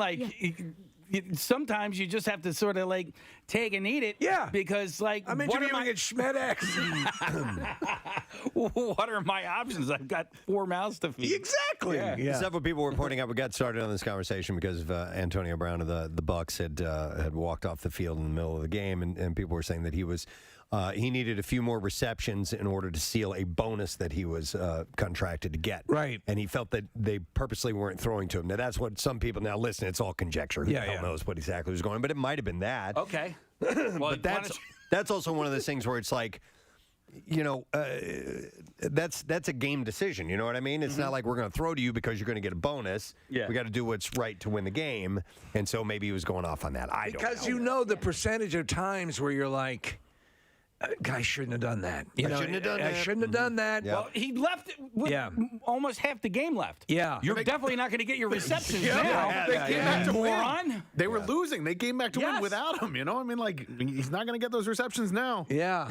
Hindsight is kind of a sobering thing. I wonder, think of that. I wonder if he'll get a job anywhere at this point. You know, like that's the other thing. And when you quit in that fashion in this league, yes, you know, like is he going to be able to get any job with any team at any point? I don't know, man. I mean, he's talented, right? Yeah. So sometimes they overlook that stuff. Could he convert over to the Schmin Maybe. Oh my God. Maybe the Schmeagles will hire him. Yeah. Let me go, Schmeagle. Let me go to, let's see, I'm going to go to JJ. Hi, JJ. Good morning. Good morning, y'all. Good morning, What's up, buddy? So, I used to work for the Turnpike in Pennsylvania, Mm-hmm. and they had like 28 shifts a week, basically, like 28 8-hour shifts. Wow. And I said, I will gladly work 26 of those shifts. 2 of those shifts just fall in a conflict of interest, like I have personal matters to attend to. Just don't schedule me for those. But, you know, the other 26 is fine. So I figured that'd be more than reasonable. Right. I go to my manager's office to talk to him about it. And after I let him know, you know, it's like, I'm willing to work whenever you need me to. But, like, so he looks at me and says with a straight face, we're like the military. We own your butt. Oh. And I looked at him and I said, no, you don't. Yeah. And walked out, and that was it. Yeah. That was it. I was like, nuh-uh. Mama ain't raised no fool. When somebody throws the phrase "we own your ass," yeah, I can see you disregarding any of the. It's like working at Spencer's. We own your ass. But any of the the sensibility that you might have to go, wait, I need this job, I have to have this. Like, screw you, you're treating me like a slave. Right, Are you kidding me? We own your ass. Yeah. So you happy you left, JJ? Oh, yeah, I will never look back. And I think the Turnpike's, like, the way it used to be is, like, kind of gone now. So I kind of just laugh at the ashes as they smolder. Laugh at the ashes as they smolder. Thank you, JJ. Let's see. Brian's been on hold for a while. Let me go to him. Hi, Brian, good morning. Oh, God. Which one is that? That's the Yoo-hoo. That's So, the first. did you hear that? That's the first. The first of 2022. Yeah. What's up, Brian? I work for this landscaping company, and I'm sure this guy's listening. And I could not stand this guy. But so my buddy calls me, and he says, "Hey, listen, I have a job lined up for you if you want to work. My company's hiring." And I was in one of them. I didn't want to leave this company because I felt bad, you know, given the 2 weeks notice. You know how that is, like, right. So I felt bad. So I was like, you know, pondering it. It was a Friday. We're digging a drainage ditch in the back of this yard. We're doing it all by hand. It's in the middle of July. It's like 95 degrees out. And I'm in the middle of like a 12-hour shift. And I go to grab a drink of water, and the owner of the company comes over and goes, "Why are you drinking? It's not your break." And I'm sitting there, and I calmly climbed out of the hole. I brushed my pants off. I looked at him. I picked up my shovel, and I threw it right at his face. And I said, "I quit." And he goes, "What do you mean you quit?" And I said, "I quit." Well, mind you, it's the landscaping company, so I'm 45 minutes away from my house, and I rode with them. Yeah. So I had to ride home the entire way. Oh. And I just threw my shovel at my boss. Oh, no. And he was part of that crew leaving? Yep. Oh, man. Man. Yeah, you got to think out. Sometimes the spontaneous thing is not going to serve you well if you have a little bit of time to plan on it. But I mean, being denied water in a heat wave while you're digging a ditch seems a little draconian. Mm-hmm. Yeah, it was an extremely awkward car ride. Yeah, that sucks. Thanks, All Brian. right, guys, Appreciate have a good it. one. That reminds me of she's out of your league. The main character tells his family and everybody there he's on the plane to get ready to leave. He's like, "I hate you guys." He just unloads. He's like, "F you," and then he's gonna walk off the plane. And they're like, "Sir, that's against regulations. We can't let you off. You have to stay with them on the plane the entire time." All right. Well, listen. Think it through. All right. Think it through whether or not you want to do this big grand walkout or not. May come back to haunt you. May be really satisfying. I don't really know. I've never experienced it myself, so I can't say whether it is or isn't. But you're right. That's sage advice. Yep. All right. Well, listen, I want to take a break because I've got our first Bizarre File of 2022 coming up, and we want to share these stories with you. We'll get to that in a moment. A little bit later on, Ryan Airy of Screen Crush News is going to be joining us. So all your geeky stuff, we're on board with that. We'll be back in a moment. I can stand in front of the Kremlin and yell, "To hell with Ronald Reagan, too." I don't get it. Oh, yeah! Did you say penis? I must have missed it. No. You said it was a dirty joke. No, I didn't say it was a dirty joke. Oh, yes, you did. What? No, I didn't say it was a dirty joke. You said it was filthy. I think the Alzheimer's is kicking in, Ronnie. God damn it. Yep. Where are my jelly beans? It is not known exactly why the CIA began doing this. It wasn't filthy. Though since there were no polls in Soviet Russia, it could have been a good way for agents to judge public mood towards politicians and the government. Why did chicken cross road? Why? To escape the extreme starvation caused by Stalin. One particular figure of fun was Mikhail Gorbachev. Why do I have stain on head? The last leader of the Soviet Union who worked to end the Cold War by reforming the USSR. While this made him popular overseas, he was often reviled at home, as revealed by this joke, which tells of a man waiting in line at a liquor store. Tell the joke. A worker standing at a liquor store line says, I have had enough. Save my place. I'm going to go shoot Gorbachev. 2 hours later, he returns to claim his place in line, and his friends asked, "Did you get him?" He said, "No, the line there was even longer than the line here." That is a good one. It's very funny. Another joke compares Gorbachev to... You know, maybe you don't laugh at the same kind of jokes or something, but you told me that Gorbachev line joke and it wasn't funny. But I have one for you. Knock, knock. Who's there? Orange. Orange who? Banana. It is, I don't think you told that correctly. Shut up. Banana.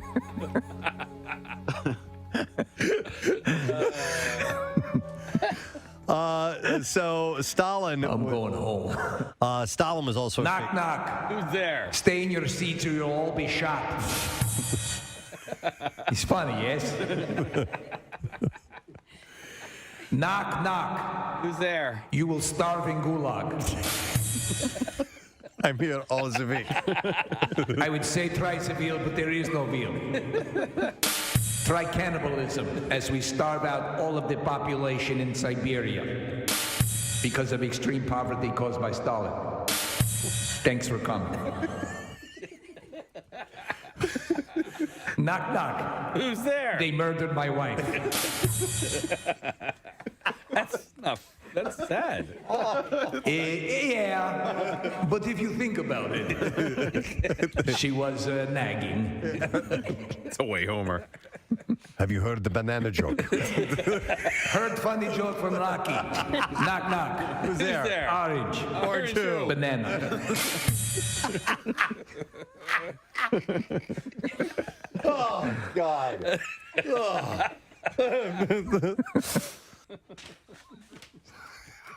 These are CIA files. Hey, I am having literally to hold stomach from pain of laughing. Yes, exactly.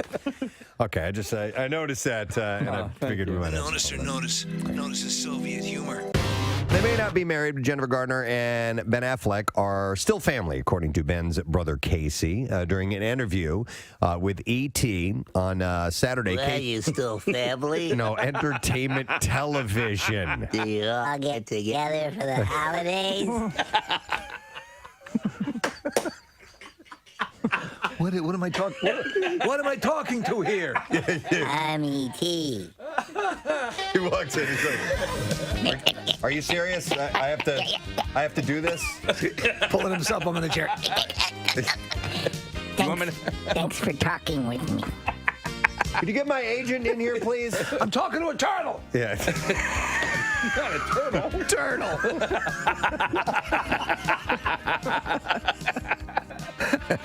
Oh my God. I want a goddamn Oscar. It was during an interview with E.T.'s Kelty Knight. Oh, okay. Whoever that is. I left that part out and I just said E.T., all right? So it was at the Are you still family? How much longer is he going to be in rehab? He's holding up his finger. Oh Like, ET could probably fix his addiction problem with his magic finger. Right? His heart. Touch his heart. Heart light. Whole new human being. New Ben, new Batman movie.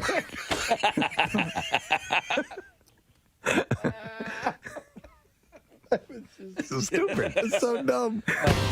A suspended Long Island judge pleaded guilty on Friday to sneaking into his neighbor's home and stealing panties from her clothes hamper. Bad judge. This is a judge. Robert Sakale pleaded guilty to second-degree attempted burglary. He was detained on March 29, 2018 when he had been knocking on it. They call me Judge Panties. After he'd been knocking on a neighbor's door. I like panties. Sakale is said to have just left the home on a different neighborhood. Of a different neighbor prior to arriving at the second neighborhood's home. I'm touching myself under my robe. The first neighbor was identified as 23-year-old former intern at the Islip Town Attorney's Office. Islip, yeah. Islip, where the judge used to work. Now, police found that the judge had several pairs of panties stuffed down his suit jacket. Oh, my God. And his raincoat when they apprehended him. Those are my panties. Sakale's attorney claimed that his client had changed. He said he has served the people of Suffolk County honorably for the last 26 years. Except for the panties part. As a legal aid attorney, town of Islip attorney, and a district court judge. He has dealt with his mental illness. I also like to poop an oatmeal. He's also... What? I like to poop an oatmeal. He has dealt with his mental illness issues in a provocative manner and proactive manner. Yes, provocative. Yes, oh, how provocative. And he allegedly told officers during his arrest, the panties I had on me are from the other times I went into the house. Okay, so don't judge him harshly. We have a lot going on today. I want to start by saying we are going to have members of the Downton Abbey film in our studio this morning. So, in preparation for that, we're having Rambo Day on the Preston and Steve show. Because if you can think of an American movie that is most linear to Downton Abbey, it'd be Rambo. It would be Rambo Last Blood, which is coming out on Friday, the same day as the Downton Abbey film. Listen, you guys are excited about something, and now I'm excited about something. I'm doing a double feature, Kath. I'm doing Rambo and Downton Abbey on Friday. Both Steve and I are wearing John Rambo wigs and bandanas. Casey has a bandana around his neck, but he doesn't need the wig because his hair's long enough. Yeah. So you're John Rambo, who is out and about and killing, and I'm John Rambo, who would like to get a job at a fast food place. Yeah, you're a little more. My hair is a little more wild right now, and I'm wearing my hairnet still. Yeah, you have the hairnet on. So it'd be really cool, Preston, if we have enough wigs and bandanas for the Downton Abbey cast. Oh my God. Could you imagine if they did that? So we'll find out what happens. I bet they'd be into that. I mean, they all have those like dry senses of British humor, but I bet they'd be into that idea. I don't know how long I can stay with the wig on because mine hurts. The actual hair, it's itchy. And also. It causes a cushion between my headphones and my ears. Same here. So it's the volume is not quite where it needs to be. So how did Rambo ever do a radio show? How did he do that? Rambo in the morning. It's 6:05 in the morning. Weather looks good for the rest of the week. And don't forget Money Shark at 8 o'clock. Hey, Charlie Sheen was set to compete on season 28 of Dancing with the Stars, but ultimately he walked. He was talking to Us Weekly. You have to walk to get out on the dance floor. Duh. He told the magazine, I was very flattered by ABC and their offer, but at the end of the day, I have 2 left feet and I just can't dance. Charlie Sheen. I'm a freaking warlock. You should be able to create a spell and be able to dance. I'll get on my Nimbus and fly around the stage. Why can't you just get on your Mercury surfboard? Absolutely. The opportunity was linked to a pilot opportunity as well. Yeah, I want to be a pilot for American Airlines. But when he passed on Dancing with the Stars... I'm your pilot. On the other side of the plane can see a freaking mountain.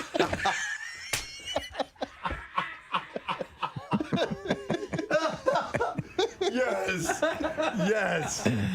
Charlie Sheen, commercial air pilot. We'll never crash because I'm a freaking warlock. Floatium forever. I'm concerned about this flight. Thousands of dollars worth of bull semen has been destroyed after a cattle building exploded. All right. I just saw a tweet this morning that said, I didn't know semen was flammable, and I didn't know what that was in reference to, and apparently it's this story. So it was the semen itself that exploded? Well, I'm not really sure about that, but emergency services were called to... Oh, yeah.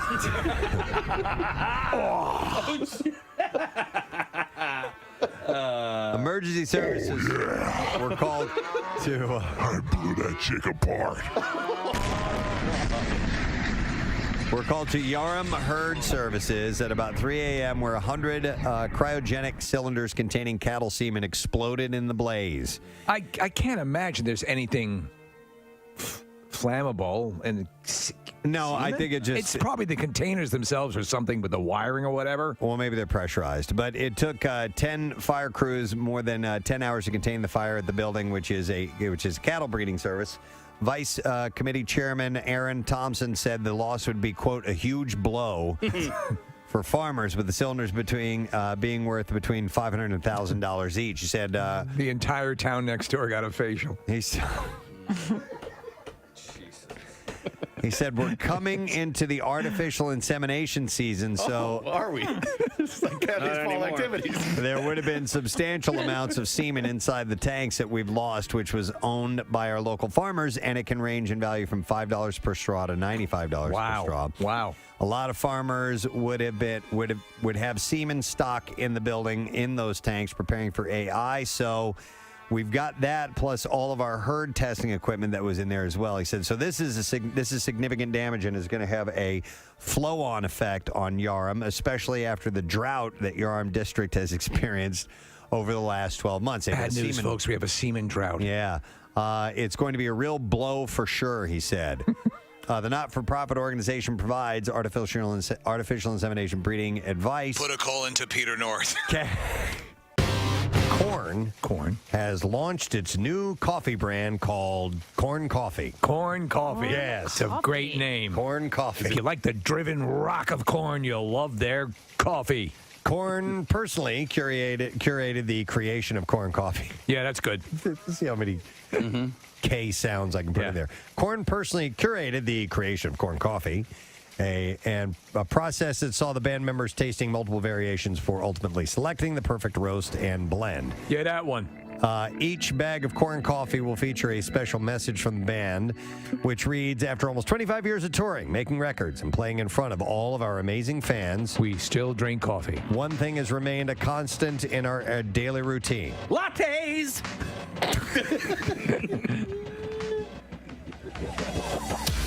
I was not expecting that. I know. Lattes!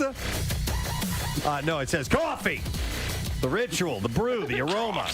And most importantly, that very first cup every morning that sets the tone is something that we look forward to every day. Well, this is interesting. We're actually watching footage of them sampling the various brews. Yeah. It says, because of our passion, we've gotten together with a roaster and handcrafted our very own blend, coffee. It's called Korn Coffee. Next up, Korn Licorice. Korn recently began recording its new album in Nashville, Tennessee, by the way, but now they have Korn Coffee. That's part of waking up is Korn Coffee in your cup. That's right. Yeah, cup. This is... cup. Always at the ready. Yeah, a couple. We need to have Nick coffee or something like that. Have a cup. This is our new blend. It's called Nanapuya. From the hills of Nanapuya. Yeah. Brought down by mules every day at 2 o'clock after the afternoon rain. The beans are enriched with monkey urine.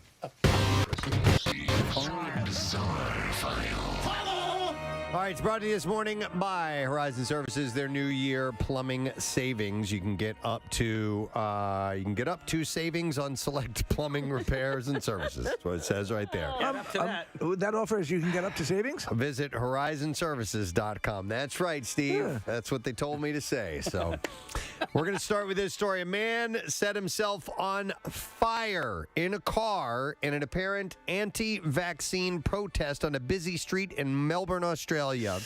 Video shows a silver hatchback fully in flames, while diners nearby restaurants reported hearing screams. Wow, man. You know what? Skip the dessert. Witnesses said police and firefighters managed to extinguish the flames before restraining the man. He was then taken to the hospital in an ambulance with life-threatening injuries. Lydia O'Connor was having dinner at a nearby restaurant when she heard a man screaming. She said he poured gas on himself and on his car. It was on purpose. He was screaming about mandates. He was screaming no vax ID and throwing books as well. Police cordoned off the area near the intersection after the incident and told customers at surrounding businesses to stay indoors. That's messed up. Wow, man. Yeah, that's not a way to go. Speaking of fires, I did not know this, but people in France torched nearly 874 vehicles across the country to mark the new year as part of their decades-old tradition. Yes. They light cars on fire every year. Yes. All right. And the 874 is lower than previous years. In 2019, Well, now you're not trying. 1,316 cars were set on fire. Ooh la la. Meanwhile, authorities, ooh la la, that's hot. Meanwhile, authorities in the country also had taken in more people for questioning than in the previous years, with 441 brought in compared to 376 in 2019. All right, the question is, did you burn a car? Wow. How about this messed up story? A Tennessee man strangled to death his neighbor's pet kangaroo after he attacked the man's wife as they tried to lure the roaming animal back into its enclosure. So the kangaroo attacks the man's wife and he strangles it to death. Uh-huh.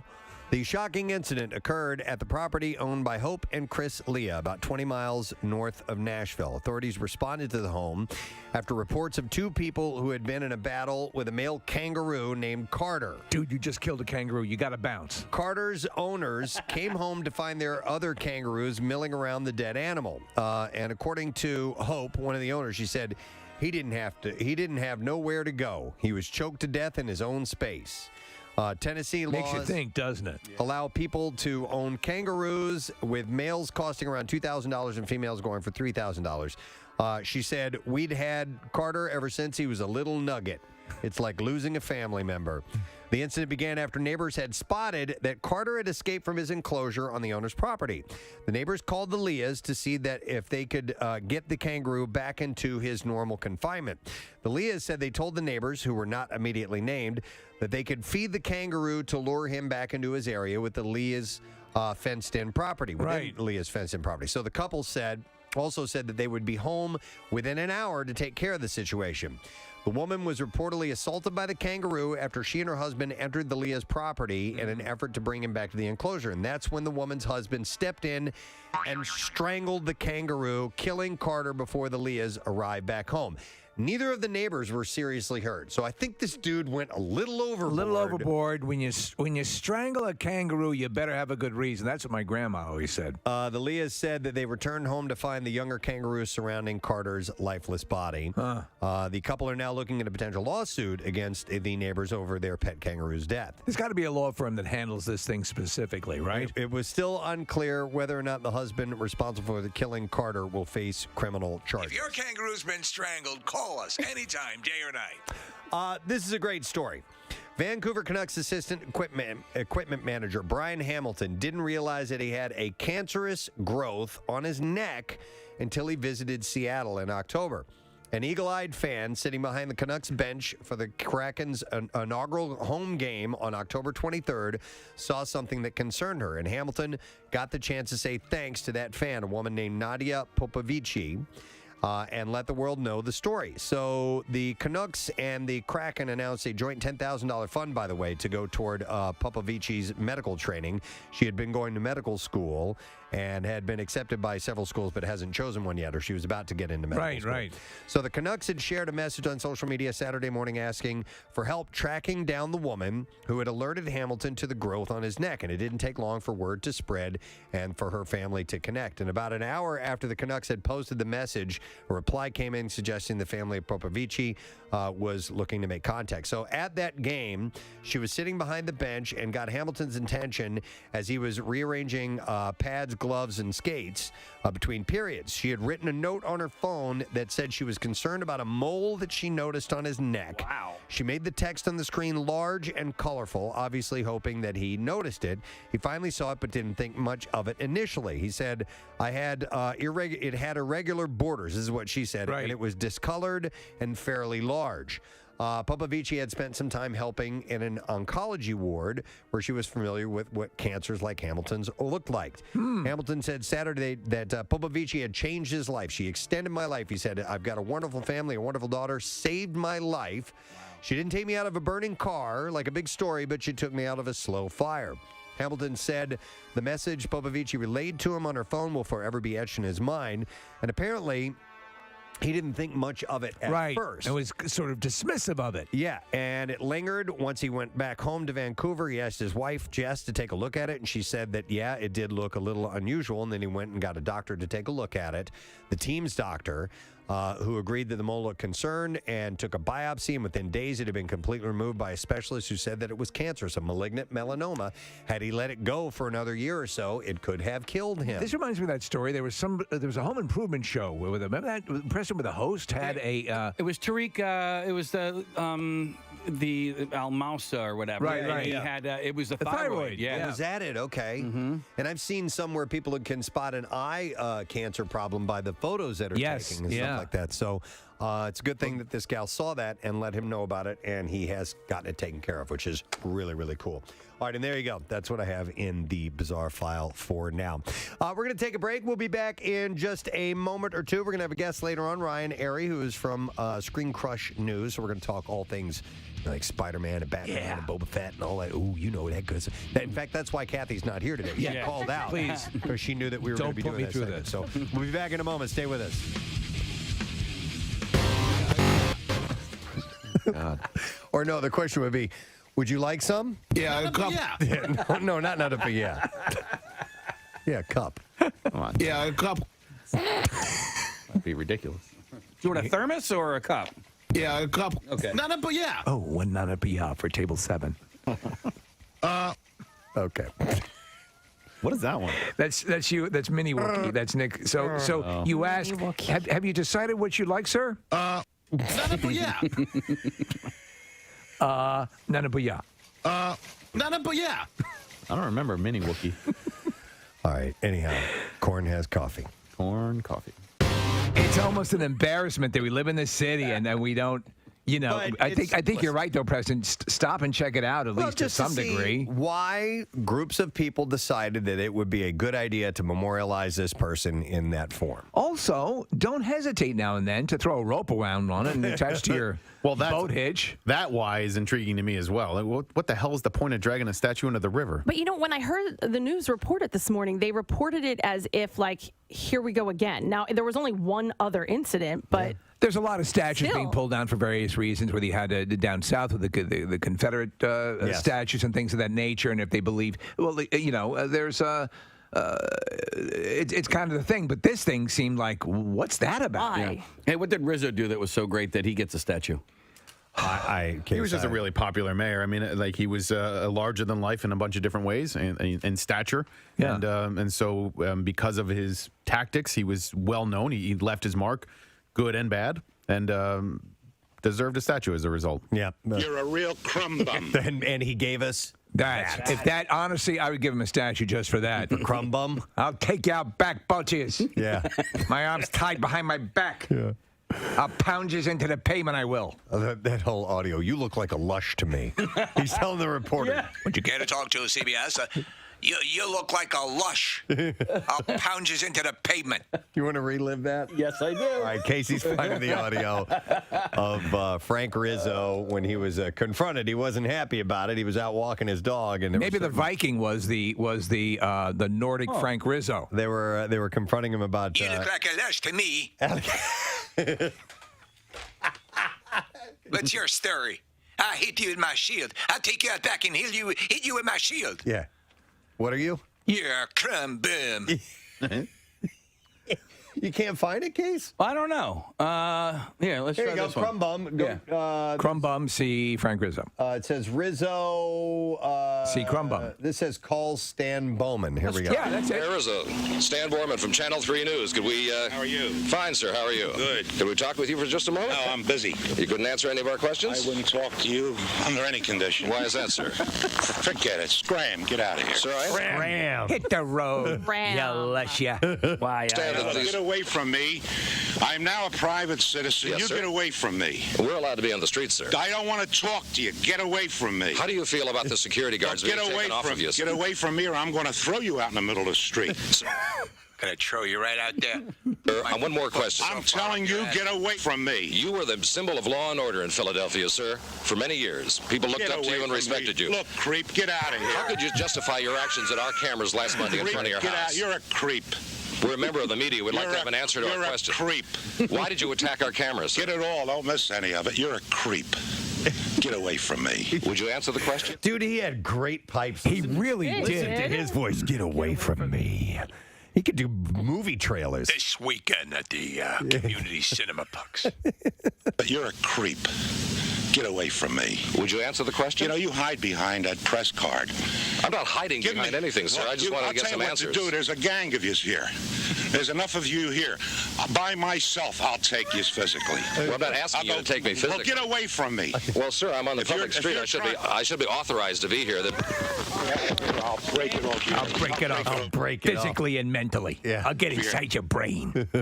This is after he was mayor. Yeah. You know, you'd think he'd be happy in retirement. Nah, he didn't care. Big dude, though. Yeah. You see him with next to the reporter. He's a big dude. Yep. Hey, get away from me. I think the statue. Yeah, the statue is 1-to-1 scale. Yeah. I'll break it over your head. I'll break it over your head. Hang on. Let's go back. I'll break it over your head. I'll break it over your head. Get away from me, you crumb. That's a challenge, except I'll put my dog away, and I'll come back. And you got 1, 2, 3, and I'll do 1, it 2, along 3. with. Follow me. Yeah. Let me just put Fifi back in the house. Come on, Fifi, heel. It is kind of a little dog, right? Yeah. 3. No? No. I can't see the dog. Oh, No, no, it's a I was big wrong. dog. I was Yeah. incorrect. I thought he had a little poodle with him. Daddy loves you. Yeah. Daddy give me loves you. kisses. Give me love monster kisses. Yeah. Now I'm gonna come back and kill you all. Beat you to death with a tire iron and then dance in your blood. Who wants you to do? Who wants you to do?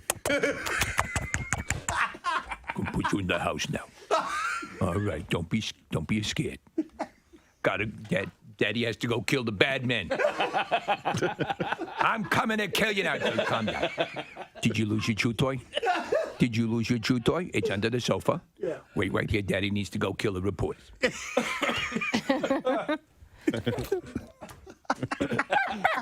Yes, I know.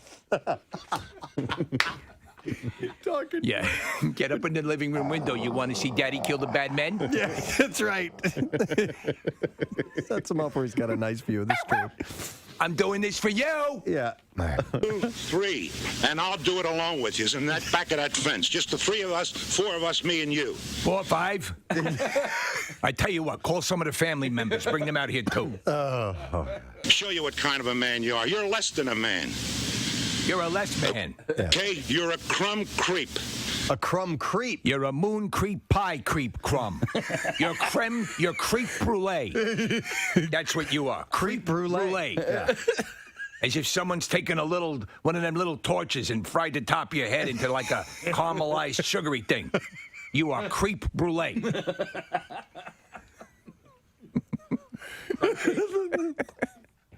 You know what you like? You like one of them fancy desserts with the thin shell on top, but underneath you just pudding. Just pansy pudding, creep crumb, pansy crumb, creep creme, crumb, brulee creep creme.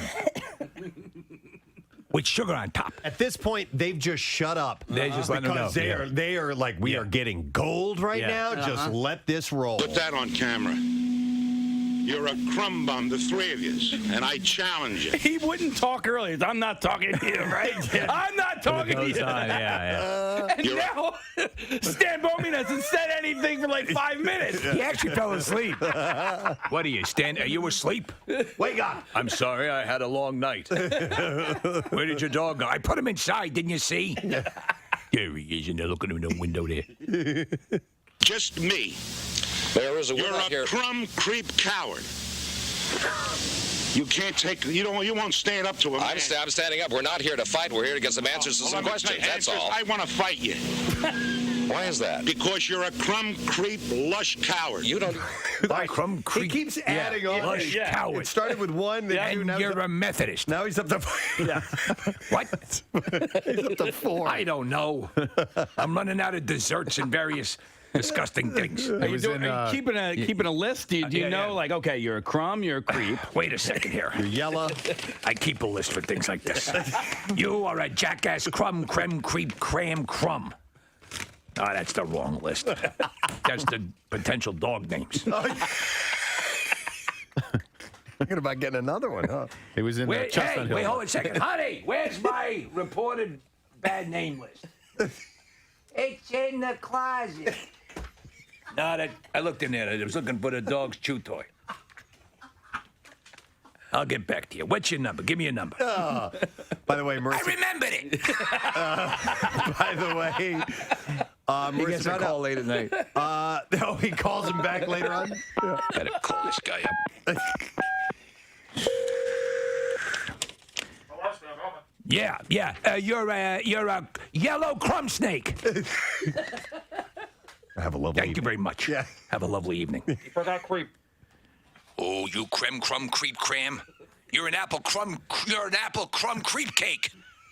A la moron. Yeah, that wasn't that good.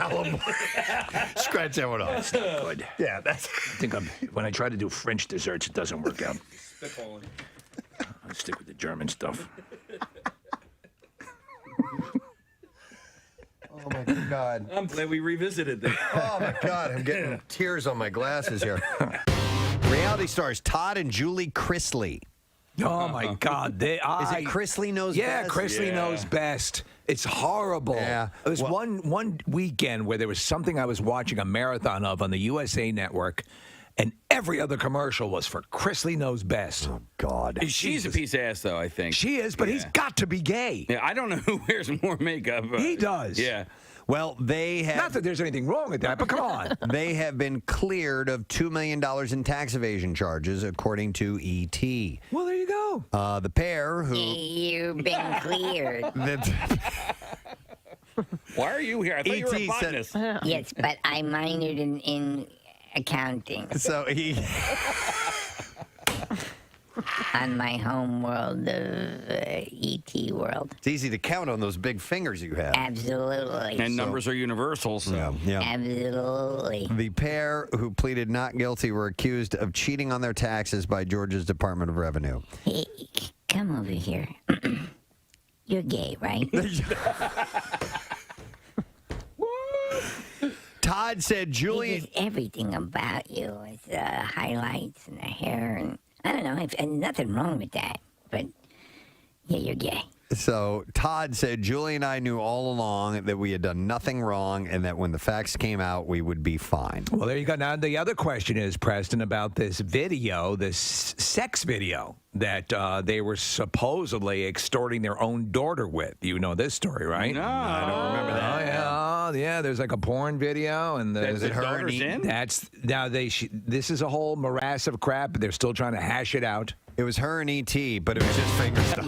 This email says, hey, I'm emailing about the Hershey Park tickets. But on a serious note, I'm wondering if I can get a shout out to my friend and loyal listener, podcaster of the show, Chris. Last month, Chris had been enduring some medical issues, had been in and out of the hospital with week-plus long stays at a time. And through it all, has made it a point to stay up to date with the show. That's amazing. Listening live when available or podcasting if you missed the live broadcast. He recently underwent surgery and is recovering, ringing in a new year in a hospital bed. And my hope is to get him a shout out sometime in the month of January. To Chris, The one who messages with Nick sometimes have a nice flight. That's what he wanted me to say. All right. Rock on WMMR family, and that is from Kyle. So here is a shout out for you, and good luck, man. I hope everything works out all right.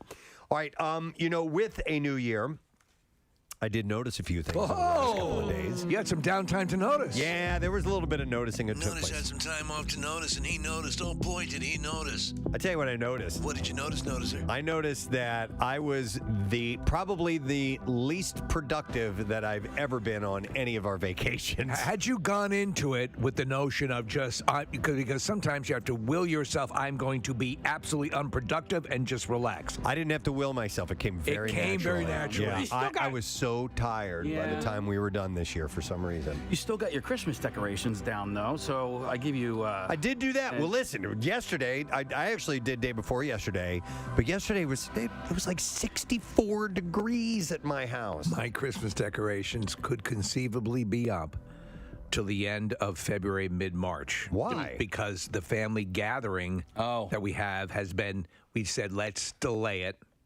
Let's get past some things and see how everything is going with the Omicron and everything, right? Mm-hmm. Just kind of move past it and get into a safe zone. So I actually said to my wife, poll the family and see if they want the decorations intact or, Right. And so we're going to move from that point. Meaning outside? All of it? Yeah. You can take the outside stuff down, right? Give the full presentation. Just don't turn them on. Okay. Until that one magical night, whenever that occurs. And it could be in August. Yeah. All right. Well, we'll see. But I made sure I took advantage of that because it was just fantastic. Gorgeous. Get out there and get it done. So I did notice this as well. There was no winner in the $500 million Powerball jackpot on New Year's Day. So what does that bump it up to? 522.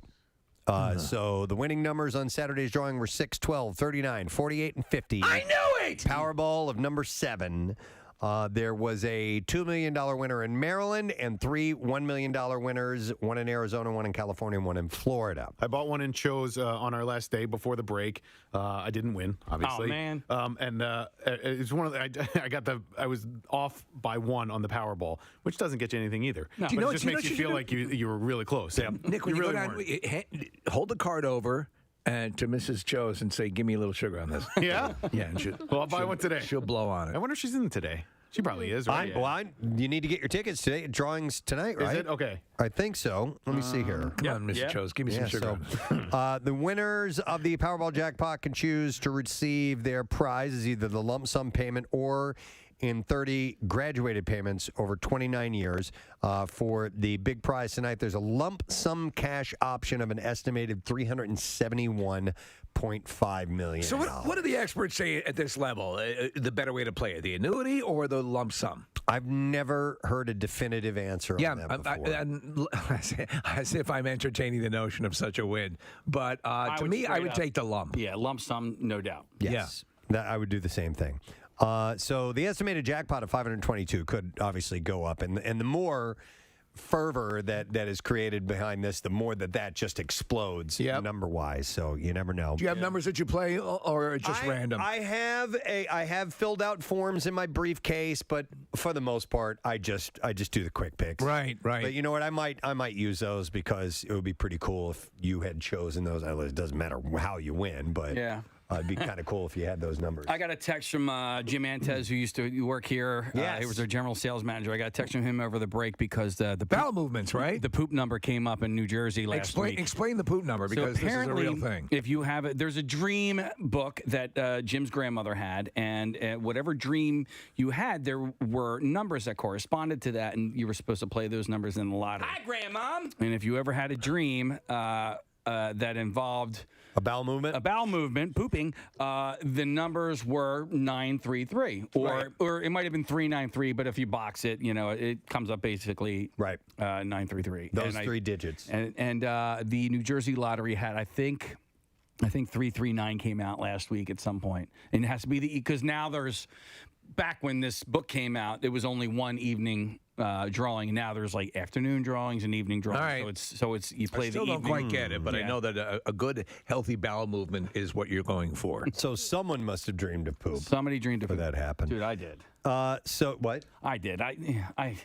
There's a couple of dreams that I have where I just can't stand it. One is I have dreams about big cats, right? Like lions and tigers.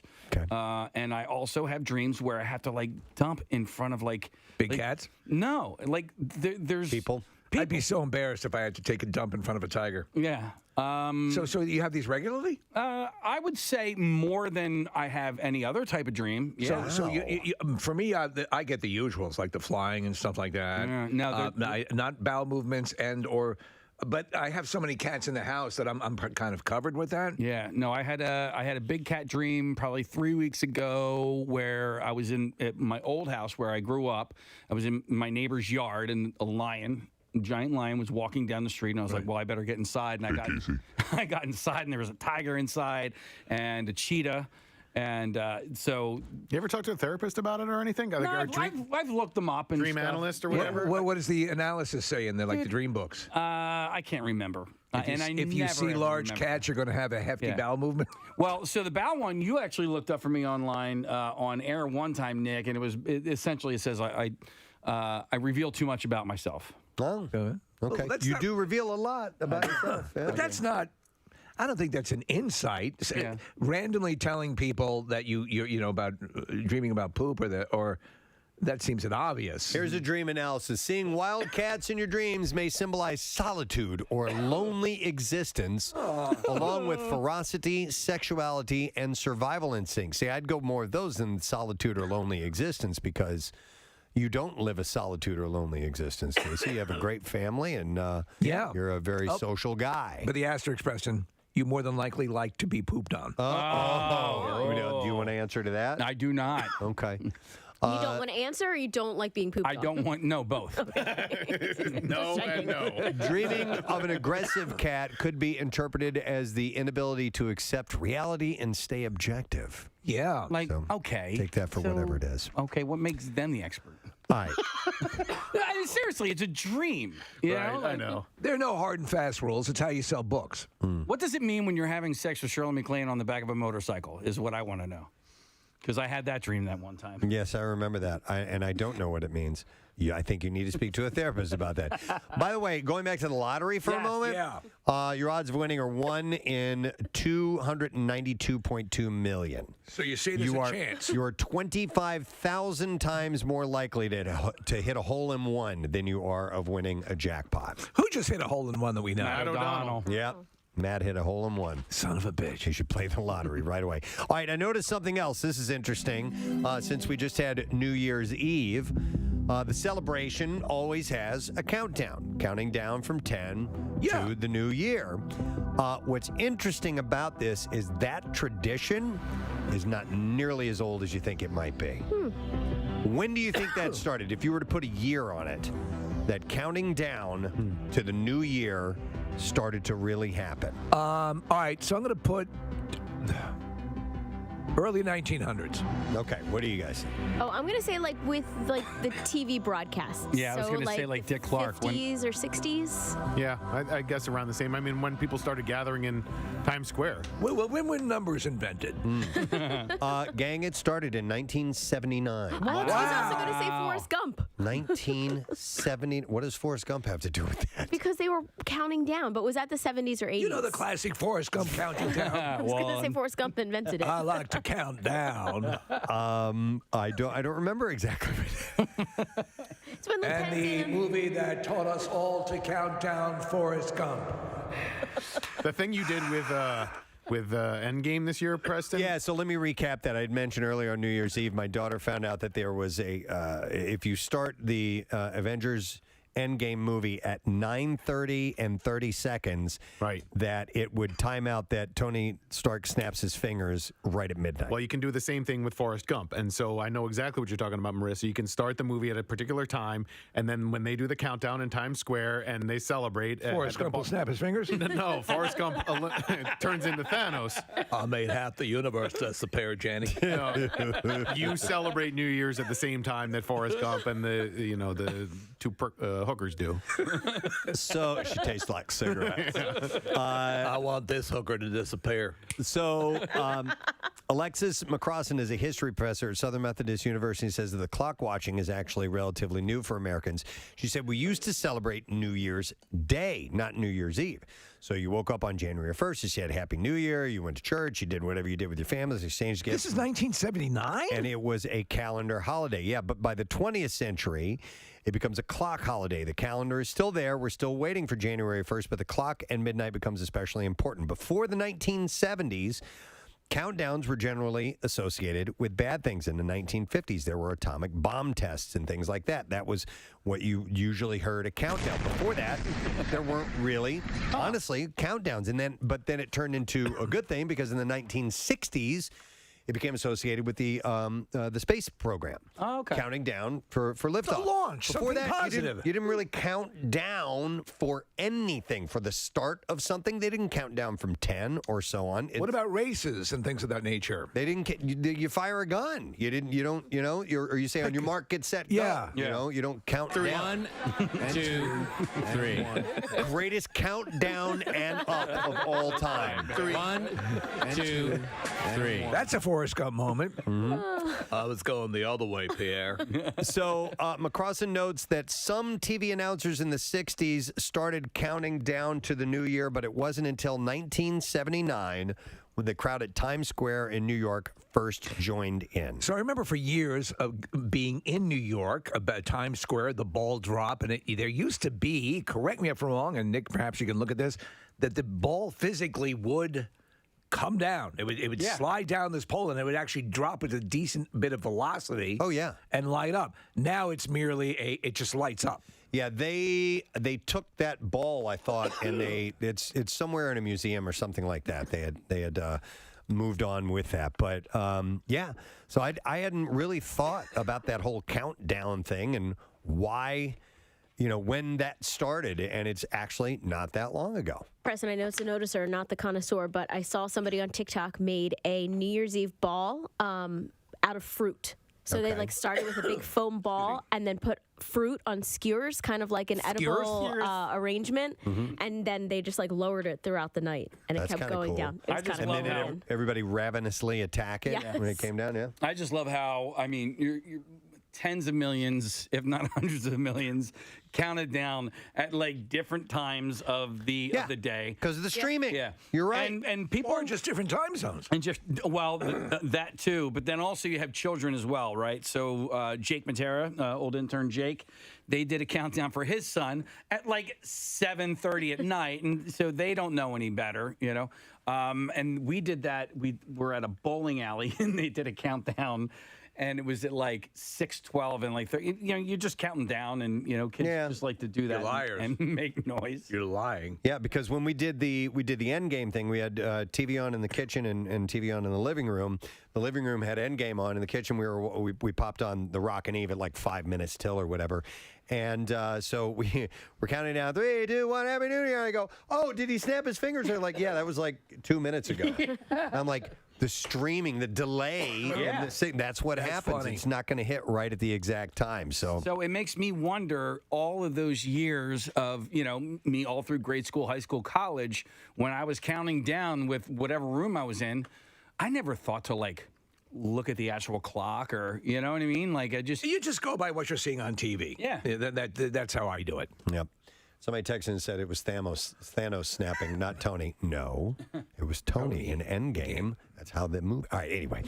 I noticed. Excuse me, by the way. I'm noticing you're coughing a lot. Yeah. This is goddamn water. My body's made of 75% water, right? Yes. I took a sip. It went down the wrong pipe. I know. Water should be easily assimilated You would into my think so, body. right? Why is it as if I have a marble in my throat? Dude, it happened to me Enough of this. over the break. Water! I think I coughed for about a half hour straight. Freaking water! Yeah. I hate it. Who invented water? It's worse when it's actual saliva. You ever do that? You choke on your own spit. It was already there. You haven't even added something to your body. All right. Sorry about this. I noticed something else. Okay. Let me notice this thing. All right. I notice I want to stop coughing. The Pennsylvania Department of Agriculture added the calorie pear, or Pyrus calorenia, commonly called the Bradford pear tree, to a list of noxious weeds, plants that cannot be legally sold or cultivated in the state. Wow. So it adds the list that is populated by the durian and other. Well, no, it's considered invasive. So so these are the semen trees. What? Oh, I did not know that. Yeah. So the popular non-native flowering fruit tree naturalizes, spreading from planted landscapes, crowding out other plants, and disrupting native ecosystems. So the semen tree is considered an invasive species? Check that, Nick. Double check and make sure the Bradford pear is the one we're talking about.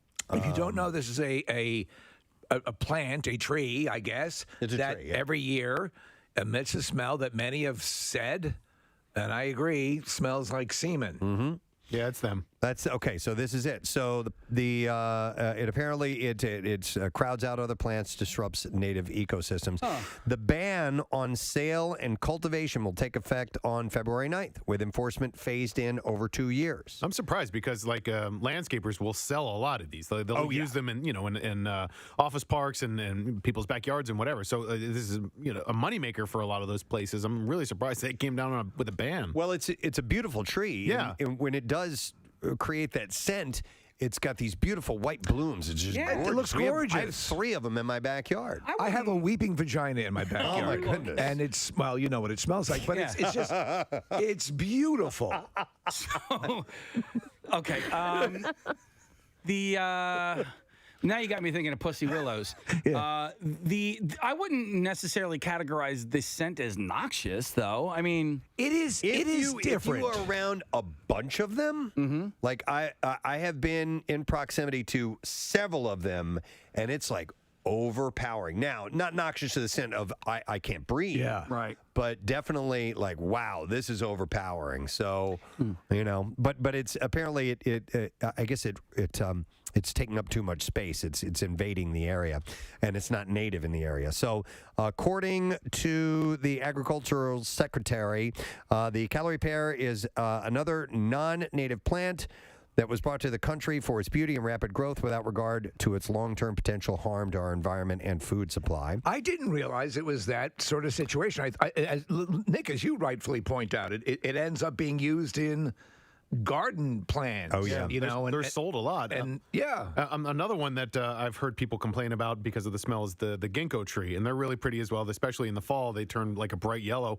But people sometimes refer to them as the stinko tree, and I believe like it's only the male of the species that stinks or whatever. But yeah, we have a butthole bush by our front door, and the flowers are wonderful, but it does. What does it smell like? It smells like a butthole.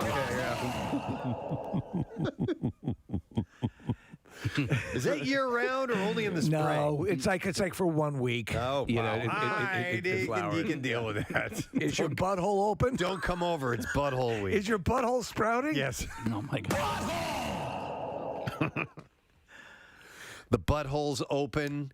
and the scent You've got to come by. You've got to come. It only happens 1 week out of the year when the butthole's We'll sit open. between that and the semen plant. What in the garden? What smell do you like? What? I mean, roses are fantastic. Yeah, it really is a beautiful scent. I love the hyacinth. Actually, that's that. It just reminds me of Easter. I love that smell. What is it? Hyacinth. I don't know. I'm not familiar. It's like the butthole bush. It's like, but it's smaller. It also reminds you of Easter time. Like it looks like spring, in our area. It's just got a really pleasant smell. Okay, I'm looking at a picture of it. Yeah, I know that. Yes, very pretty. It's beautiful. Very pungent. I like a jasmine. Does it blow through the jasmine in your mind? Yeah. By the way, for Christmas, I got my wife a starter bee kit. Oh, yeah? Like a beehive. Where's it going to go? Yeah. Well, we have a whole bunch of flowers now that are drawing in honeybees. Oh. And but there's a process where you can't just set it out there and the bees, there's some guy putting an apartment in for us. You actually have to get a queen bee. Right. And then, set it up. And once it's up and running, it's kind of self-maintaining. Yeah. How do you go about getting queen bees? You have to buy them, I assume. So the kit comes with everything, like a 10-level, hive. She's tearing through the book. She's completely fast. It comes with a copy of Beekeeping for Dummies. But you actually have to order them, and I guess locally they'll bring queen bees. Yeah. Okay. And Because when I had them in my and January is the time that you've got to set this in place. Okay. When I had it in my neighbor's bush, there was a queen that I guess split from another hive, and so these 10,000 bees and a queen all left, and then they parked themselves in a bush. Were they starting a new hive, essentially? They were starting a new hive. So they Okay. parked themselves in a bush, and then they sent these scouts out. So they just kind of they hung in the bush. That's cool. While these scouts went out Looking for a new and it's We're looking fascinating. for a new Case, place, But yeah. you're right. They move the queen and they'll all go. Yep. But again, all those flowers that you would imagine that are odoriferous, as they say, have a draw in all these bees. Oh man, in this tree in particular, Yeah. there are plenty of bees that fly around it. When it's blooming in our yard. So enforcement on the ban of the Bradford pear tree will be phased out in over 2 years to allow time for nurseries and landscaping businesses to eliminate it from their stock. All right. Replace the trees with alternatives and pose a less of a threat to the environment and agriculture. So they're going to give them some time. That blows my to be able mind. to sell all that stuff. So you Yeah. can still, but listen, if you have an interest in getting one of these trees, you better do it now. You better do it very soon this spring because you'll have next year, and then that's it. But they're going to put an end to them. They're basically giving your garden a vasectomy. By the way, the tree was brought to the U.S. in the early 1900s by researchers looking for a fire blight resistant species We're looking for a tree that smells like semen. that could be bred with European pear to increase fruit production. The year's 1905. Yeah. And so we'll see how that goes. That is a mind blower. You think over all these years, with it being so prevalent, that they would have come to this conclusion, no pun intended, earlier.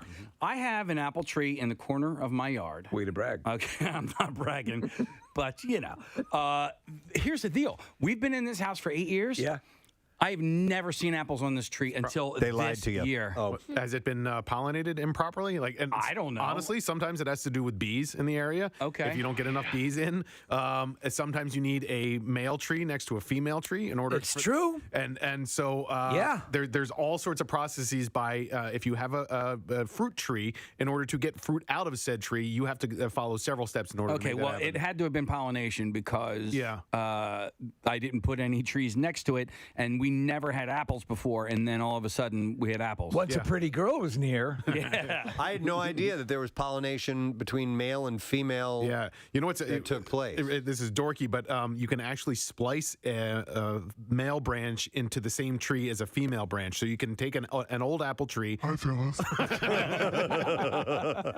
A branch from a male apple tree, splice it into a female apple tree, and if it pollinates properly, you can they basically become a sexual tree that has sex with itself. Oh yeah! Wow. Yeah. I'll tell you this: it is fascinating to learn about this. And then randomly, Preston, this year we ended up with pumpkins growing in our garden. Yeah. Right. We didn't even try, but that's the crazy world of nature. Wow. Okay. I noticed something else. Apparently, yesterday was Dating Sunday. Dating Sunday meaning what? So the first Sunday in January, that's known as the year's busiest online dating day. Oh, why is that? OkCupid, for instance, typically has a 70% increase in user activity on Dating Sunday, and Tinder estimates that 10% of all January swipes occur on that date. Huh.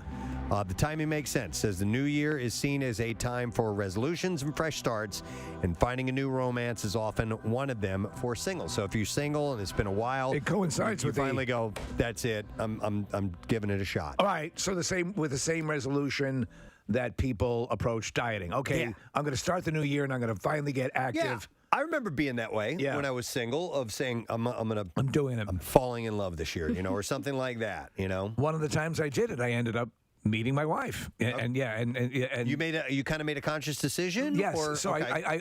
I did, and I've described it before, kind of like what I call the Pepsi challenge, where I was dating a number of people. Everyone knew I wasn't like going behind people's backs. I was dating. I wasn't just in general, and because you would not remember what you liked about people or didn't like, or what attributes you liked, and so on and so forth. And my wife Claire was, once I started dating her, I said, "Yep, I like this is what I like." Right. But when you lack comparison, sometimes it's hard to make that judgment. Absolutely. And so it did help. I tried to be, and I was as honest about it when I was doing it, but. Claire shut it down for the rest. This also comes between the holiday season when people may have been focused more on family and Valentine's Day, the most couple-centric day of all. So apparently it was dating Sunday. It's just for online dating. It didn't mean that a lot of people went out on dates, just banging their brains out. Yeah. So I was not familiar with that. So maybe we've been out of that dating world. I don't even remember the dating world. No, I don't. Or what the intricacies. I remember laying of the my coat dance across was. a mud puddle, Preston, and that's how long ago it was.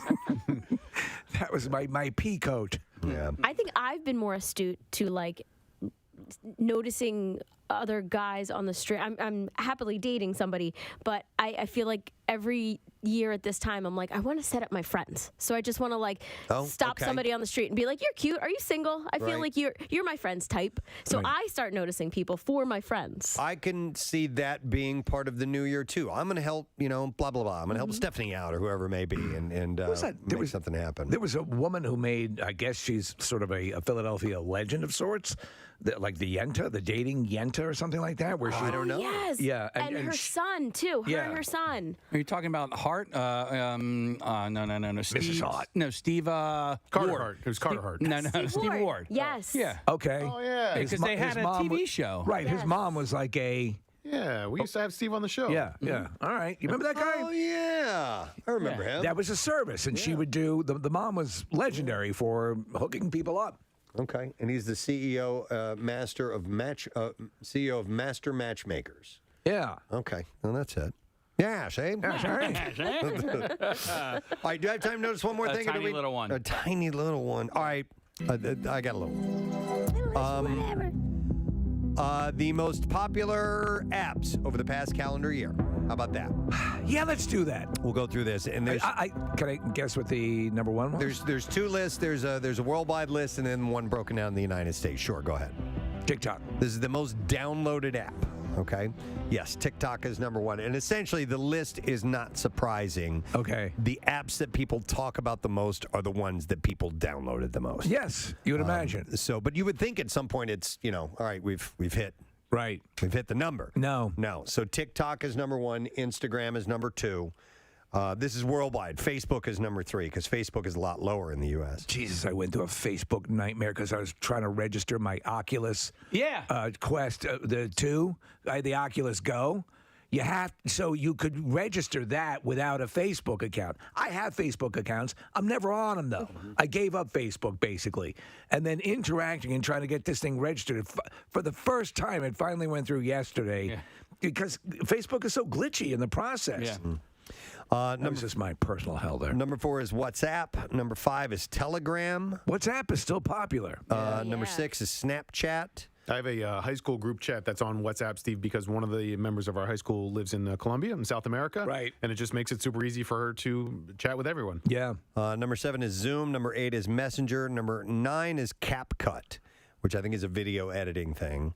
And then Spotify is number 10. So that's worldwide. Nationally, though, in the United States, number 1 is TikTok. Number 2 is Instagram. Then you have number 3 is Snapchat. I'm surprised Snapchat still. I thought Snapchat was going to go the way of the dodo because you remember Kylie spoke ill of Snapchat, and Instagram took a lot of what made Snapchat popular and just stole it and put it on their own app. But somehow Snapchat has survived. So isn't Instagram also co-opting the TikTok model now with their reels? Yeah. But Snapchat, my son, my daughters, they all use it that's like where all their group chats are. Okay. So, we have group chats that we use on our text, and they do group chat on Snapchat. Yeah, it's more for communication than a social media, like posting, hey, here's where I'm at. Then you have number 4 is Cash App. Number 5 is Zoom. 6 is Messenger. 7 is Facebook. Number 8 is WhatsApp. 9 is YouTube. and which wasn't even on the national list. Right. Or I'm sorry, worldwide list, the international list. And then number 10 is HBO Max. So there are a couple coming after YouTube. We'd mentioned Rumble and a few other video services. YouTube is still outperforming all those. I wanted to ask, during the time off and leading up to Christmas, I was noticing in some stores I was going to get, gift cards for my wife. A couple of them had a notification up that they were no longer taking Venmo payments. Do you know what that was predicated on? Does anyone know? Well, Venmo is now going after businesses that accept Venmo payments for services. So like if you tip your hairdresser, they want to start taxing those tips. So, and as a hairdresser, as any service industry, you are supposed to acknowledge this is a service that I'm getting paid for, instead of just like handing somebody Well, that would have been two of the places. There were one was a nail place and one was her salon. Yep. All right, Steve, did you notice that on this list, Twitter's not on there at all? Yeah, that blows my mind. You know what's also not on there, Casey? The WMMR app. I'm so surprised. What's up with Crazy. that? Our weather app is 100% accurate. Yeah. Interesting. Well, I'm sorry. 3 of these are owned by Facebook, though. It's WhatsApp, Facebook, and Messenger and Instagram are all under the same corporate umbrella. But I'm glad that Twitter's not on there because it's such a cesspool. They're all cesspools, for Christ's sake, Casey. It's stepping away from social media, I know, and you post like very fun, benevolent, nice things. The amount of vitriol and just really loathsome behavior is just unbelievable. Yeah, I don't see it as much on Instagram, but that's just because I guess maybe my algorithm is a more positive, fun algorithm, and so I get a lot of like puppies and animals. Garage and, lights. and- That's and- good. Oh Garage my lights. God, garage lights, Preston. Well, that's another conversation for another time. But I got to show you a picture of this garage light that I got. Casey's all excited about his new on garage light. Instagram. Dude, it's pretty amazing. But I will still contend that my side house light at 10,000 lumens beats that. I know, but how much was it? It was a little bit more than the Instagram light. You guys want to have a light off? I think so. You got to remember, my wife's car was stolen, so That's right, I lit that block up like a solar flare. That's right. So the neighbors love it. I actually checked with them before. Okay, good. And since they parked their cars on the same block, they said, "Yeah, let's do that." Yeah, let's do it. Yeah. I saw HBO Max up there. I had a realization just last week about HBO Max. It's called HBO Max because it's HBO and Cinemax. Oh, and Cinemax. So I didn't know that. Okay. I'm so glad that somebody else realized that too. I never thought about it. I just thought it was HBO to the max. Yeah, HBO Plus. Interesting. All right, well, listen, we got to take a break because we have a guest coming up. That's all I noticed, all right? Well, what do you want from me? Want more? We'll do it again another time, all right? Leave Brittany alone. That's what the noticer does.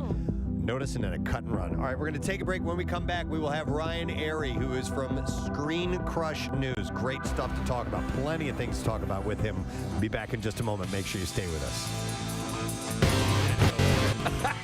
I'm going to turn you into a Chinese puzzle. Oh, my God. Does he I'm not going to blow your goddamn head off. Does he not look like the villain in Lazy Town? He does. Yeah, Robbie Rotten. Yeah. A little bit. Yes, you're right. You look like the villain in Lazy Town. All right. He also said, this is Todd, not Anyway, ET. whatever happened to the girl in that show? We're just glad that the Department of Revenue was willing to keep an open mind and look at the evidence. Well, of course. He presented a good case. Ironclad. Mm-hmm. There he is, Preston. There's a yeah, a little bit. Robbie around Rotten. the teeth. Looks a little bit like him. All right, Aaron Paul tells ET. Oh, Jesus. You were in Breaking Bad, right? That making El Camino a Breaking Bad movie was a blast. Crystal meth. He said that we were really, truly such a family, and it felt like a crazy sort of messed up family reunion, just telling the same old messed up story. I had a family on Earth with Elliot and his brother and sister. Miley Cyrus is asking her followers to send good vibes amid her recent hospitalization. God almighty, that's the least we can do. Yeah, I know. On Tuesday... I was vibing last night. I don't know if she received them. Well, she has tonsillitis, so thoughts and prayers, folks. On Tuesday, the singer revealed on her Instagram stories that she had been admitted to a local hospital just one day after sharing on the social media platform she was suffering from tonsillitis. In the series of pics that featured Miley in her hospital gown, she explained how she was trying to get better before this weekend's Gorilla Palooza. What the hell? It's an entire concert series performed by gorillas. No, it's a charity event hosted by Ellen DeGeneres' The Ellen Fund. For her gorilla sanctuary. That is correct, yeah. Well, to raise global conservation efforts. Right. She had written, hoping the rock star gods send me a boost of badass and help me kick this S to the curb where it belongs. We got gorillas to save. I love the way she talks. She captioned a somber hospital bed selfie that showed an IV in her arm. I don't feel so good. You don't feel so good? I don't feel so good. Okay. I hope my voice, everyone sends some good vibes because I want to be able to perform for Gorilla Palooza. Oh, gross. Shut up, cat. Yeah, right. From there. From there, Hi, everyone. From I'm there- in the hospital room because I have tonsillitis and I want my voice to get better for Gorilla Palooza. you have tonsillitis and you want your voice to get better Gorilla Palooza. because you're afraid you'll lose it. Yeah. Something like that. For gorillas. From there, Miley changed tones and began to get more optimistic about her current situation, opening up about how looking good, about how looking good can make a person feel good. Yeah, she's right. Practicing what she preached, the singer showed off her oversized hospital gown that she cheekily redesigned to be more form-fitting, low-cut, and sleeveless. Look, a gorilla could wear this. A gorilla could wear that. No, she took the scissors out and she cut up her gown and made it into something a little more Fancy. Miley-ish. Wow. Unbelievably enchanting. Yeah, it's just a beacon of light. Just a beacon of light and dark hope. world. And gorilla saving. Yeah. She wrote, how you present yourself can determine how you feel, and she captioned a mirror selfie in the hospital room that featured her mother, Tish, standing behind her and doing her hair. And she said, thank you, Mama, for helping this little sickie look a little bit better by brushing my... God. So gross. So gurgly. It's not getting better. Mama, please, can you go help the gorillas? She also wrote, redesign my hospital gown. Maybe she needs to just rest. The final post saw Miley being... Get in the bed! Being showered, and this is her in bed, showered with love by her friends as she laid in her hospital bed covered with rose petals next to a giant bouquet of bright yellow sunflowers and a large I love you balloon. And she wrote, I love my main gaze. Well, her boyfriend came to visit overnight, Preston. The stories have been updated. Wait, who's her boyfriend? I don't know. He's a mystery man. To me. Mystery man. And he's playing guitar for her. Played acoustic for her, and she's chilling. She's in bed, Steve. So she's resting up. All right, looks like Danny Glover. Yeah, it's not Danny Glover. It's a white guy with a beanie on. That's my bitch. No. So she's healing up as we speak. Well, listen, she's trying to heal for a good cause. But what a We voice. all support gorillas. A nervous sex shop customer with a marked resemblance to Elvis Presley is the subject of a manhunt in New Zealand. Like a double-headed dildo, man. Police want to speak to the Elvis lookalike in connection with the theft of an imitation vagina from Peaches and Cream Adult Megastore in suburban Auckland. This one looks just like Scylla. Staff member Kat Mayer described the man as having black, slick-backed hair and wearing large sunglasses, and in a not very Elvis touch, an orange high-visibility vest. Look at that vagina, man. That thing's huge. He had attempted to buy the sex toy, but when his credit card was declined, he said that he was going to go out and get another card. Instead, he snatched the vagina. Snatched his vagina. And ran out of the shop. She said... It's called dine and gash. She said... That's good. Thank you, man. That's why I'm the king. She said it's really frustrating when this sort of thing happens. So rude, and it ruins your day. She said the man tried to distract her. She said he was very energetic and erratic, going around the shop. I got so much energy, man. Talking a lot. He brought a sex toy called Like a Virgin up to the counter, but his card was declined. I ain't nothing but a hound doggy style. He was really vivacious. She said, I'm not here to judge anyone, but he comes in really vivacious, and he blindsided me. I mean, I look like an idiot, but it happened so quick, and before I know it, he's running off down the street. Don't beat yourself up. If a guy who's an energetic Elvis comes into your sex shop, you're going to be thrown off. Local police confirmed that they had received a report of theft at the store, so they are looking for Elvis with a fake vagina. How about one of our favorites, Lindsay Lohan? She seems to be vying for Liam Hemsworth's attention after following his split from Miley Cyrus. He played Thor, baby. No, that was the other. Chris Hemsworth. Yeah, this is Liam. There's two of them? Yeah. God damn it. Liam was in the Hunger Games. The Hunger Games. Thank I you, got Case. the wrong one. Liam appears to be the only single remaining in a quick, fast Hollywood recoupling. Miley has moved on with Caitlyn Carter, who just split from Brody Jenner, who is now with Josie Canseco. Oh, my God. You know, if he really wants to throw it back in her face, Liam should get with Caitlyn Jenner. That would be. What's your name, hot stuff? Are you Thor? Hunger Games. That would be wonderful. Mm-hmm. Well, I'm hungry. Hungry for some games. Lindsay, Let's play hide the pickle. So here's what happened. Lindsay hit on Liam in the comments section of an E! News repost of a selfie of Liam and Chris Hemsworth. Oh, my OMG. God. You need a forensic scientist to backtrack this. Who watches this stuff? By the way, Lindsay, there was... it's all gone south. The smoking, the hard living. She just she ruined everything. So the E! News account captioned the selfie, "It's an age-old debate, Chris or Liam Hemsworth."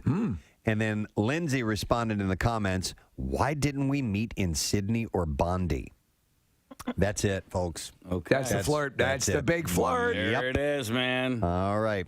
I got sense and time off. Liam and Chris. You can make me a Vegemite sandwich. Because you come from land down under. Women thunder, men plunder. And Liam and Chris have been hanging in Australia since the split. Let's hang. Let's pet some dingoes. So what? Pet some dingoes. Oh, pet some dingoes. What you thought you heard? I didn't know what that was. It's Australian. I heard pants and dingoes. Pants and dingoes. It's a great. It's an Aboriginal vaudeville team. I'm pants and I'm dingoes. Yeah. Break out the didgeridoo. It's time for pants and dingoes. I'm sorry, I didgeridoo. Yep. Waka waka waka. That's the punchline. Very much, Marissa. Our next guest has got his finger on the pulse of all things cool in our world. That is. Yeah, right in our wheelhouse. You might call it geeky or nerdy or something along those lines, but we love this stuff. And we've had him on before. He's great. He's the host of Screen Crush News. Ryan Airy is with us this morning. Hey, Ryan, how you doing? Thanks, everybody. I'm doing great. How are you doing today? We're doing awesome, dude. It is a wonderful time to be alive with all the awesomeness as far as entertainment value that is available right now, sometimes at our very fingertips to check out at home. And you guys, this must keep you busy all the time with Screen Crush. December was a blur. Yeah. We had, especially going down the stretch, it's funny, all of 2020, we had nothing to cover. So we were kind of grasping at straws. Then this year has just been incredible, starting off with WandaVision, Loki, all these Marvel shows. And then in December, it's a murderer's row. It's like if you'd have told 8-year-old me, hey, you're going to have a month where all of this happens, I wouldn't have believed you. Like we had, what was it? Hawkeye, great Disney Plus show, Marvel Disney Plus show. We had Spider-Man No Way Home, which I'm still not sure if we're talking spoilers on that movie yet because everything was so hush-hush leading up to it. That movie was incredible. Then a Star Wars show, Book of Boba Fett, plus a new Matrix movie, plus West Side Story, which isn't really the kind of thing we cover, but it was my favorite movie released in 2021. Just it's a blur. What a month. There's a whole bunch to unpack, as they say there, and you're right. There was a glut. There have been, I think, tectonic shifts, which I often say, in the way the entertainment industry is parsing things out. I don't think there's any sort of structure that's in place. There still seems to be a lot of winging it. You look at the Spider-Man movie, which did old-style blockbuster box office. And do you think that this has convinced Hollywood to say, okay, regardless of what the variant of the day is, people will still go out to a theater because it's theaters only for the Spider-Man movie, and still go to the theaters and see it? Do you think this has changed again the way they're going to approach movies that they're sure are going to do big box office? Well, like you said, all the studios seem to have just picked different strategies. So which I'm going to say there's 3 different strategies. One is like Sony did, theaters only. They did it with Venom. They did it with Ghostbusters, theaters only. And what drove people to Spider-Man is the same thing that, say, drove people to what movies do I want to pick on? The same thing that drove people to, say, Captain Marvel more than they did Shang-Chi. And Shang-Chi actually did great box office just because of the pandemic. People didn't feel like it was something they had to see now. And that is, Marvel has this knack for like making you feel like you have to see the next thing, right? What's the next piece of the puzzle? I don't want to miss out on the story. So with something like Captain Marvel, she was teased at the end of Infinity War. So we thought, oh, okay, well, she's going to help with the snap and Thanos. So I have to go see this movie. It made $1 billion. Whereas a movie like Shang-Chi that's introducing a new character didn't play that up as much, that tie-in. So that's one strategy, is if you just release things in the theater, it can work, but people really need to feel like they have to see it to get out in the pandemic. You know, like Spider-Man was definitely a must-see. People love this character. All these rumors that it's going to involve all the other Spider-Man characters and Dr. Octopus is in it. Everybody wanted to go see that movie no matter what. They were going to wear their N95s and go see it. HBO Max and Warner Brothers are a whole other thing, because when the pandemic started, well, not when it started, but when they started releasing content on HBO Max, they made this, what I think was a rash decision. And they said, oh no, we're going to put everything on our streaming service at the same time as in the theaters, which made a lot of filmmakers angry, including Christopher Nolan. But what you saw happen there was they really bolstered up their new streaming service, HBO Max. So we don't see the numbers on that end. We just look at the box office receipts and go, oh, well, Matrix flopped or the Suicide Squad flopped. When really, bottom line wise, they are trying to compete with Disney Plus with a service that costs way more. So I think that the answer to your question is, yeah, but you know, like, people will go out to the theater, they'll go see the Batman, but they may not go see Morbius the Living Vampire. Right. Yeah, no, that's a salient point. Yeah, Ryan, I wanted to ask you about Spider-Man specifically, and I think we can be careful about spoilers or whatever, but it's been out for a few weeks now. I've seen it twice in the theater. I took my son to go see it during our Christmas break, and the theater was sold out. I had to sit in the front row because that's how packed it was, and it continues it continues to be as popular as it is. Anytime I watch anything Marvel-related or Star Wars-related, I always follow that up by watching your videos on Screencast. I think they're so well done. It really helps me to understand that universe well. So you guys and your crew put together these awesome summations of what has just happened in the movie and what might happen next. And you pointed out in one of your Spider-Man videos about how these 3 Marvel Spider-Man movies are the origin story, that we didn't have to get the backstory on him getting bitten by the spider again or what happened with Uncle Ben or any of that kind of stuff. And I think that that's reset this universe so well, and I think that's part of the reason why so many people have responded as positively to Tom Holland as they have. Oh, definitely. And that observation was first made by our editor-in-chief, Matt Singer, who a couple of years ago foresaw this and said the Spider-Man's origin was happening right now. And if you go back and you look at that original Spider-Man movie, the Tobey Maguire movie, which I just loved, like that was one of those movies that completely pulled me in and turned me into a child again, even though I was in my early 20s. When you look at that movie, they skip over what these Tom Holland movies have covered. You see the Uncle Ben, you see, you know, him, great power, great responsibility. And then all of a sudden he's got this nice looking Spider-Man suit and he's swinging around the city and he's graduated high school. Whereas these movies gave us that high school experience and that really rough growing pain stuff. I mean, Peter Parker's a character who is defined by his failures. Like, he learns from them. He doesn't give up, but he is a character who failed to save Uncle Ben. He failed to save numerous girlfriends and loved ones in the comics. He's constantly, you know, he goes to wash his clothes at the laundromat and his Spidey suit stains all of his clothes. So he has to buy new clothes when he can't even afford rent. But just like all the rest of us, he can't just give up. He keeps going, which is what makes him so relatable. So when you look at, you know, No Way Home and the impact it's having, I think it's because it's a cross-generational movie. Everybody's got their character they can relate to in it. And everyone has something they can bring from it, you know, like something they can take away. What I think is... Oh, sorry. And go ahead. Yeah, sorry. And just to the origin story is what I was bringing it back around to. So for us to see him completely through the eyes of a teenager is yet another thing we can all relate to. we've all been teenagers and we all know that it sucks to be a teenager. And we got to see that play out over 3 movies instead of just rushing to the good stuff where he's in his 20s and in college. And things. Right. Well, Spider-Man has always been. I think Spider-Man still continues to be the most popular Marvel character, at least by my last understanding of the popularity. But you bring up a point. It's kind of interesting with this one, which I have yet to see, but I follow you guys as well, and I know spoilers and everything, so that's okay. It doesn't matter. I'm still gonna love it. There is sort of an ability now to correct past mistakes, and fans, the super fans, are being served by a lot of this. And I bring to point the Book of Boba Fett.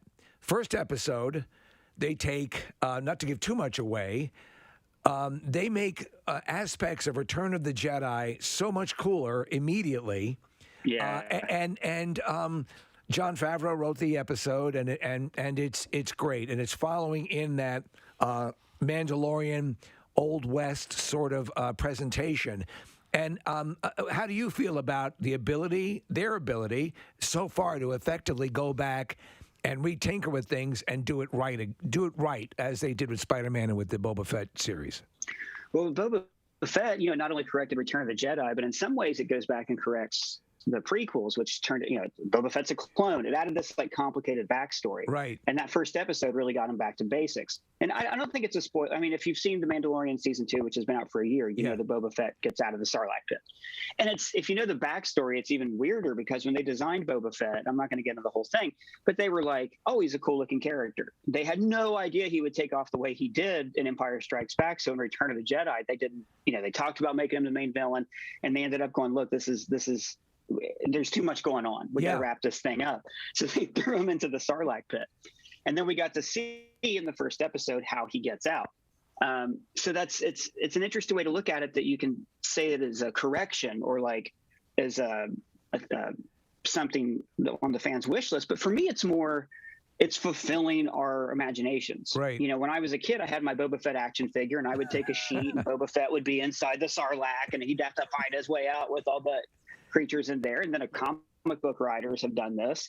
In the comics, Boba Fett forms a psychic link with the other people the Sarlacc has eaten and convinces them to let him out after detonating his jetpack. It can get as weird as you want. Yeah. But the reason I bring that up is because it's all that's what makes Star Wars, is that it taps into our collective imagination by drawing from all those sources that you mentioned, dogfights in World War II, samurai films, Western, sci-fi.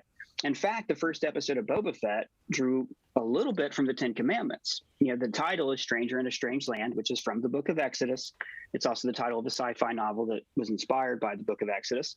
And you can look at Boba Fett as somebody who, like Moses, was, part of this royalty of Jabba's court, and then was cast out into the desert. Right. Well, Moses left, but it's the same sort of thing.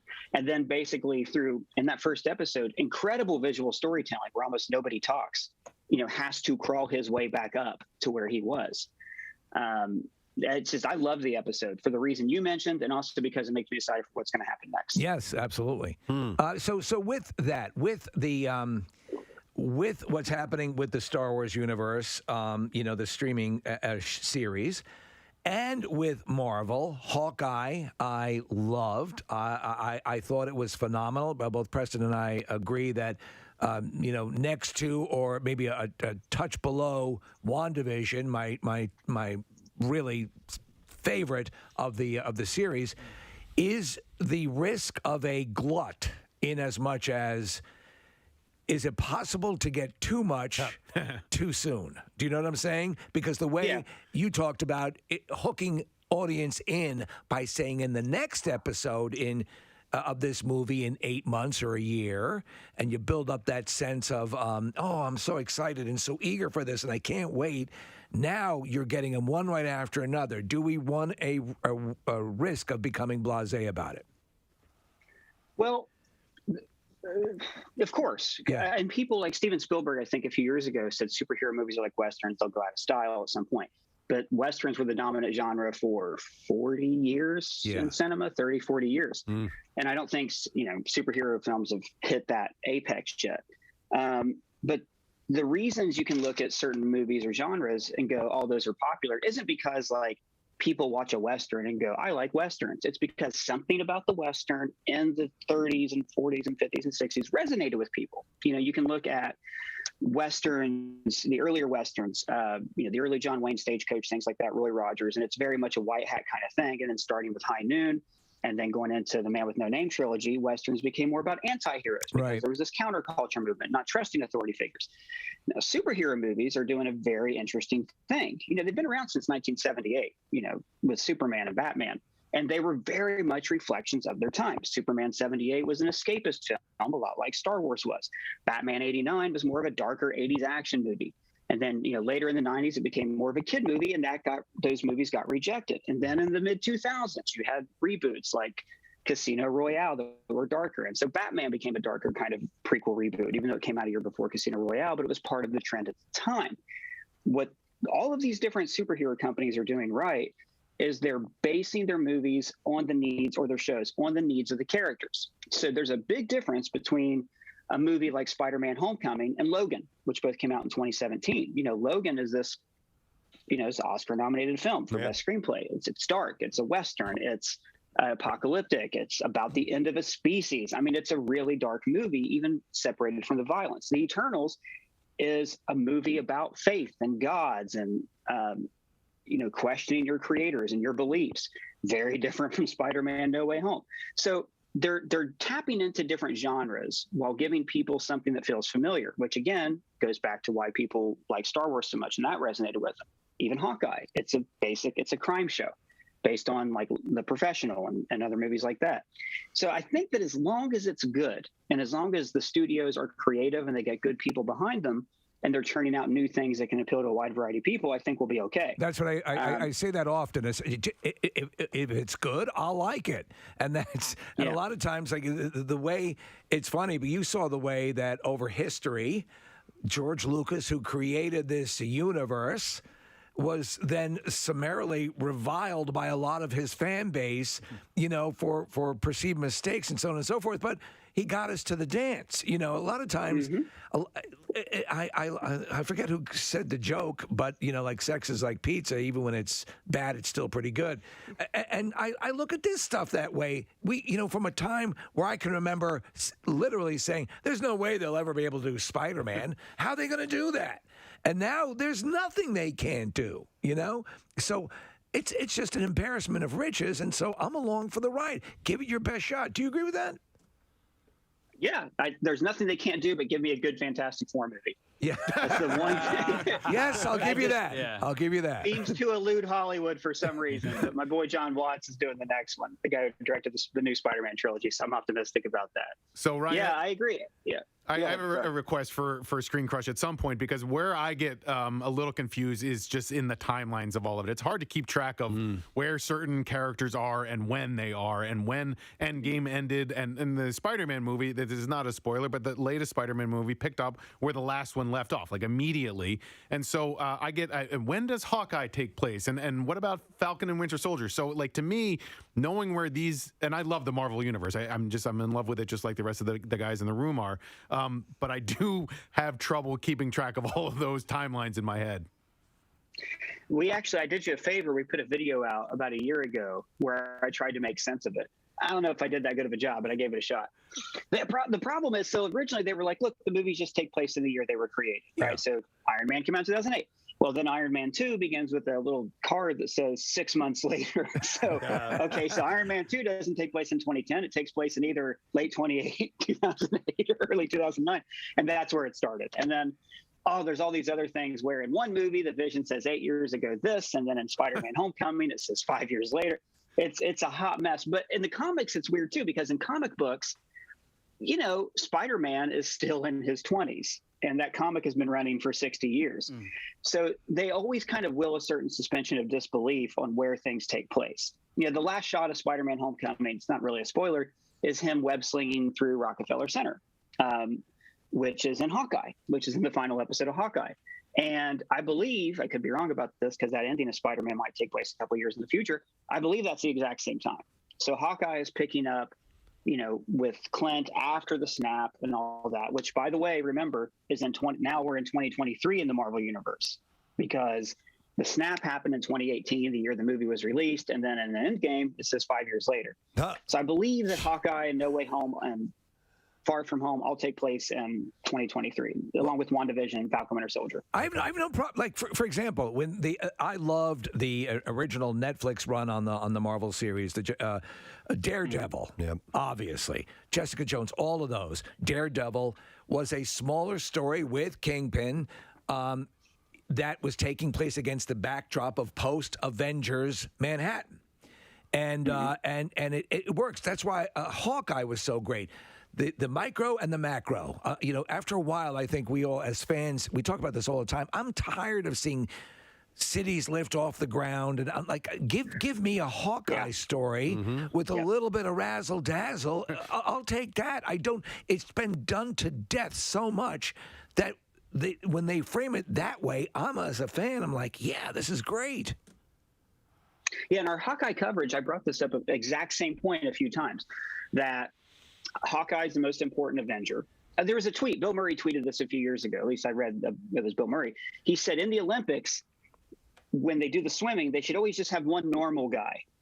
So we can recognize how much, and that's what Hawkeye is in the Avengers. He's the guy in Age of Ultron when the city is flying who says the city's flying and I have a bow and arrow. This doesn't make any sense. And in the show Hawkeye, there's a part where he's doing a zip line. He lands in the Rockefeller tree, and you feel it because you know that guy will break. Like he's lost his hearing. He's got all these scars, and he's that person who is the metric for how super the superheroes are.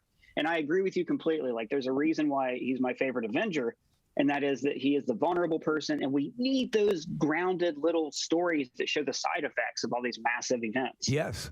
Ryan, you mentioned December being such a blur, but we're already off to an amazing start as far as awesome shows. You had Cobra Kai already has debuted. You had the Harry Potter special, which came out as well right at the beginning of the year. And they're already starting to tease things like Umbrella Academy. There's some really good stuff still coming up, right? Oh, my. Yeah, this year is, as far as like the total of the whole year, is going to be even more incredible. Even just this month, we have Peacemaker, which is a spinoff of the Suicide Squad, which was my favorite superhero movie of 2021. I thought it was a masterpiece. And then you have Book of Boba Fett happening. The new Game of Thrones show is coming out, and I just finished the book that's based on. You guys aren't ready, and if you watch Game of Thrones, but it's intense. Everything that's going to happen there. I'm really excited for that.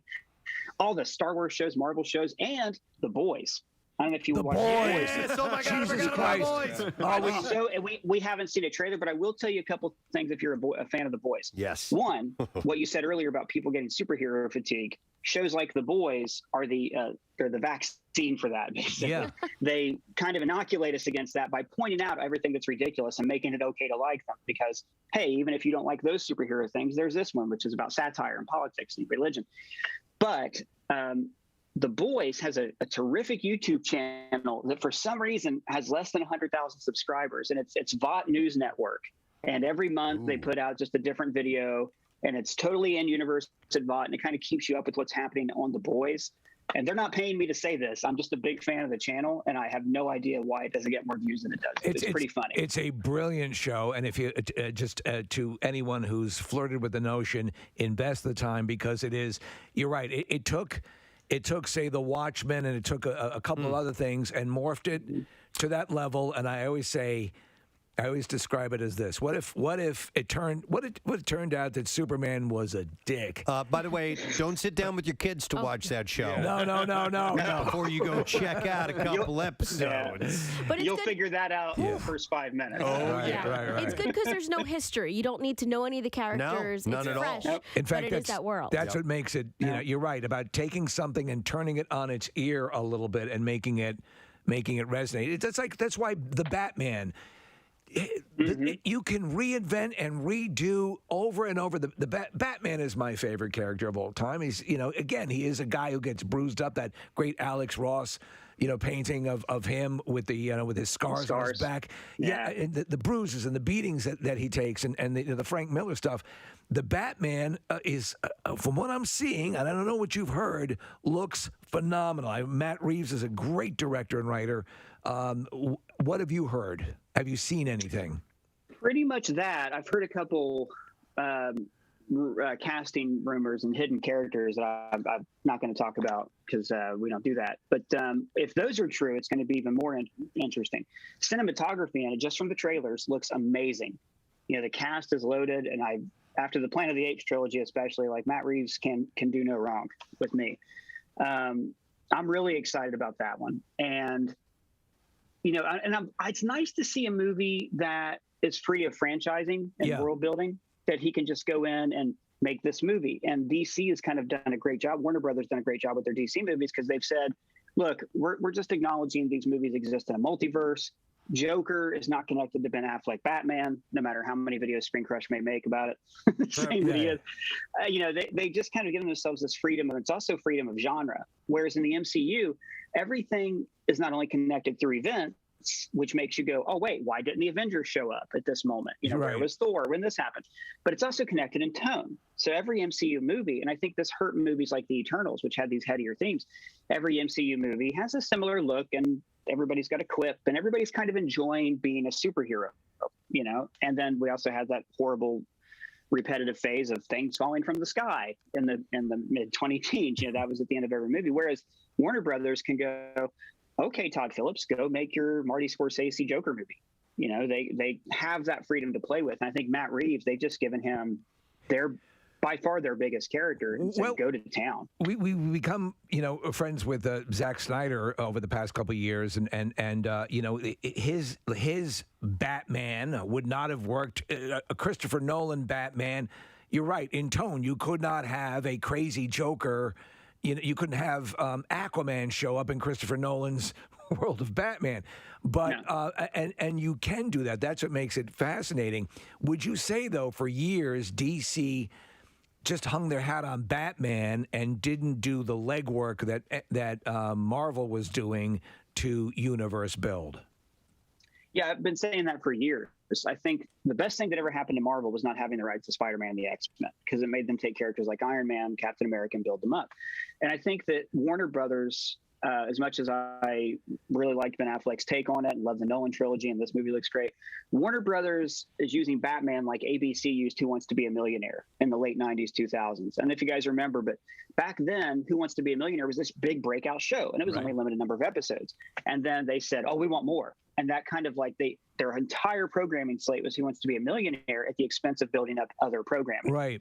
And eventually, people do get tired of Batman movies. You know, Batman and Robin didn't do very well. And even when Ben Affleck was introduced, I think a lot of people went, didn't we just have a Batman 4 years ago? Like it wasn't enough time to pass. And there are so many other DC characters who, even members of the Justice League, who deserve their own movie. Martian Manhunter, Flash is finally getting his. Green Lantern. There's all these people I want to see develop. Booster Gold. There's even obscure ones that are just terrific characters that they've ignored because Batman is easy money. And you can't blame them for going where the money is, but you really got to lay that foundation if you want to make Avengers money, you know? Right, exactly. Because you go back, you know, how many years, and you say, oh, there's going to be an Avengers movie. You would have gotten sort of a okay, you know, and they built you into the fervor that they eventually got, and then the rest is history. What's the next big feature coming out for Screen Crush? What do you guys have your eyes on? Well, Book of Boba Fett every Wednesday. We get our breakdowns out as early as we can, make follow-up videos. I believe we're going to cover Peacemaker. I'm very excited about that. Those will be a little slower coming because the first 3 episodes drop at the same time. And then I'm like the rest of you. I'm waiting to hear the announcements. I don't of what day things are coming out. I want my Moon Knight. You know, I want to know when this Batman prequel series is going to come out, so I can that takes place in year 1 of this Matt Reeves universe. Game of Thrones, like anything you can think of, geek. Oh, Lord of the Rings is coming out this year. Anything geek, fantasy, superhero wise, we're going to be there covering. You're on it. Yep, you guys are on everything. Excellent, Ryan. You are a wealth of information, and we just scratched the surface. We could spend a lot more time, but everyone would kill us. So we'll do it another time, though. Ryan, thanks for checking in this morning. We appreciate it. I appreciate being on. Thank you guys so much. Right. Ryan Airy, host of Screen Crush News. I love all that stuff, man. You know, as we do this stuff, Preston, and I'm thinking, Are we too geeky with this right now? Because, but think of what is fueling box office, Preston. Look at the box office on Spider-Man. Oh, I know. We're not the only ones seeing this stuff. And then you have guys like him who go way beyond what I have any idea about. I mean, I'm just a pedestrian, but I love all this. But they produce their videos so well, and they make them entertaining. And oh my God, the Easter eggs and stuff. It's incredible what they know. He's a really good host. He is really knowledgeable, and it's cool to chat with him. Always watch the Easter egg after you've seen the movie. Good call. The Easter egg videos. They do a great job, but you don't want to have any spoilers. All right, we're going to take a break. We'll come back in a moment. Got some B-File stories right around the corner from here, so stay put. Preston and Steve. 93.3 WMMR. Barbecue 2022, Saturday, May 21st at Abbey and Now it would need to be more like Misty, like a fire hose. No, like a spray bottle. Like a spray bottle, like you would spray your indoor plants. Like a spritz. I disagree.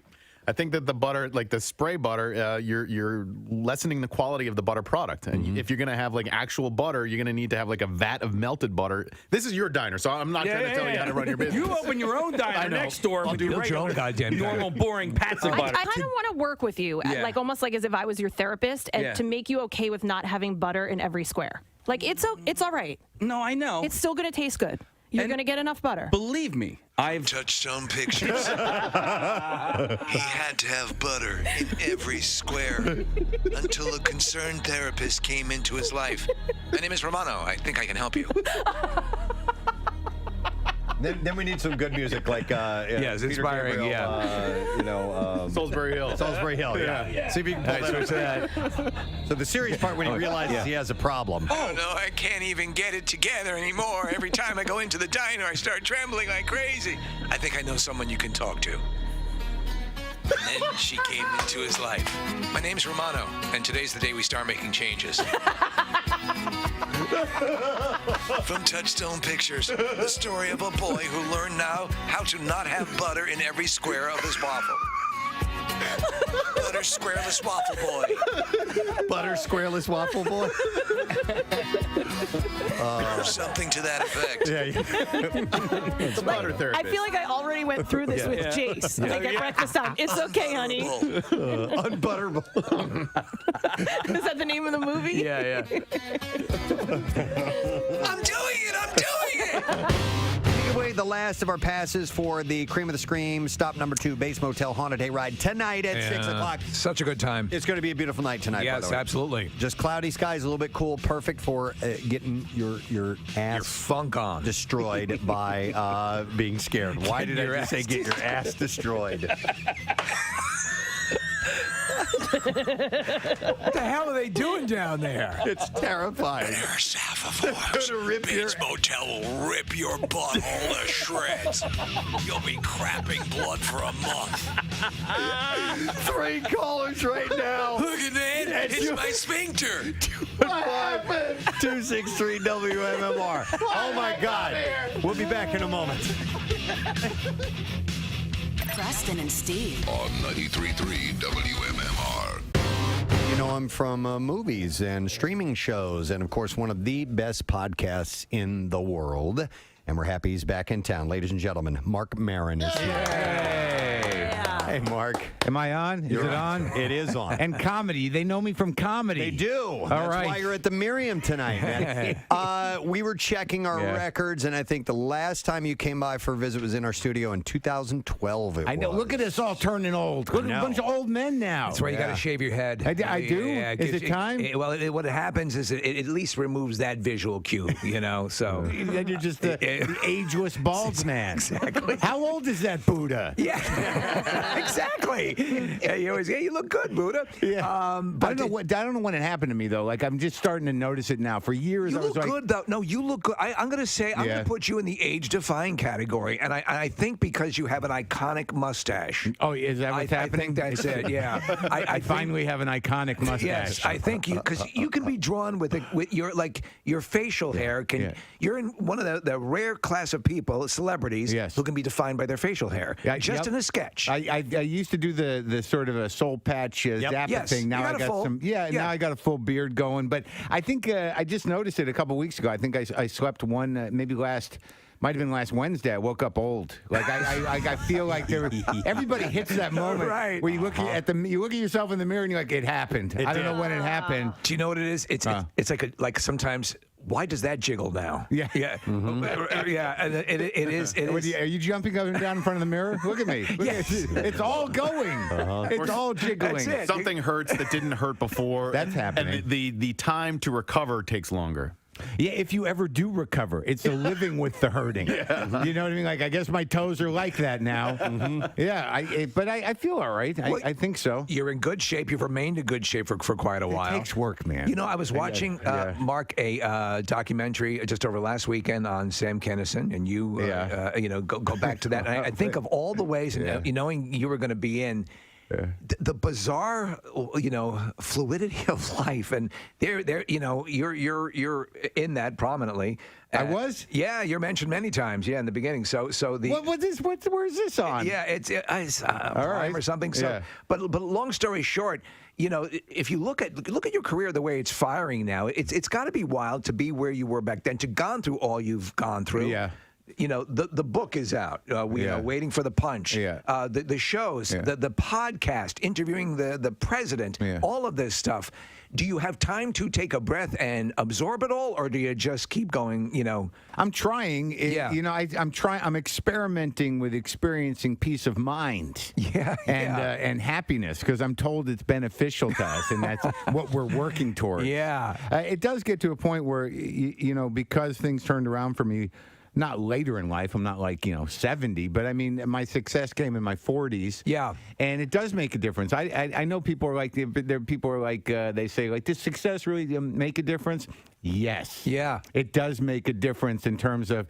Because you spend so much time committed to something. Like with comedy, I mean, that's all I wanted to do, and that's all that I really am. And when you do that, after a certain point, there's no plan B. You get 20 years into something, and all of a sudden you're like, well, I could always...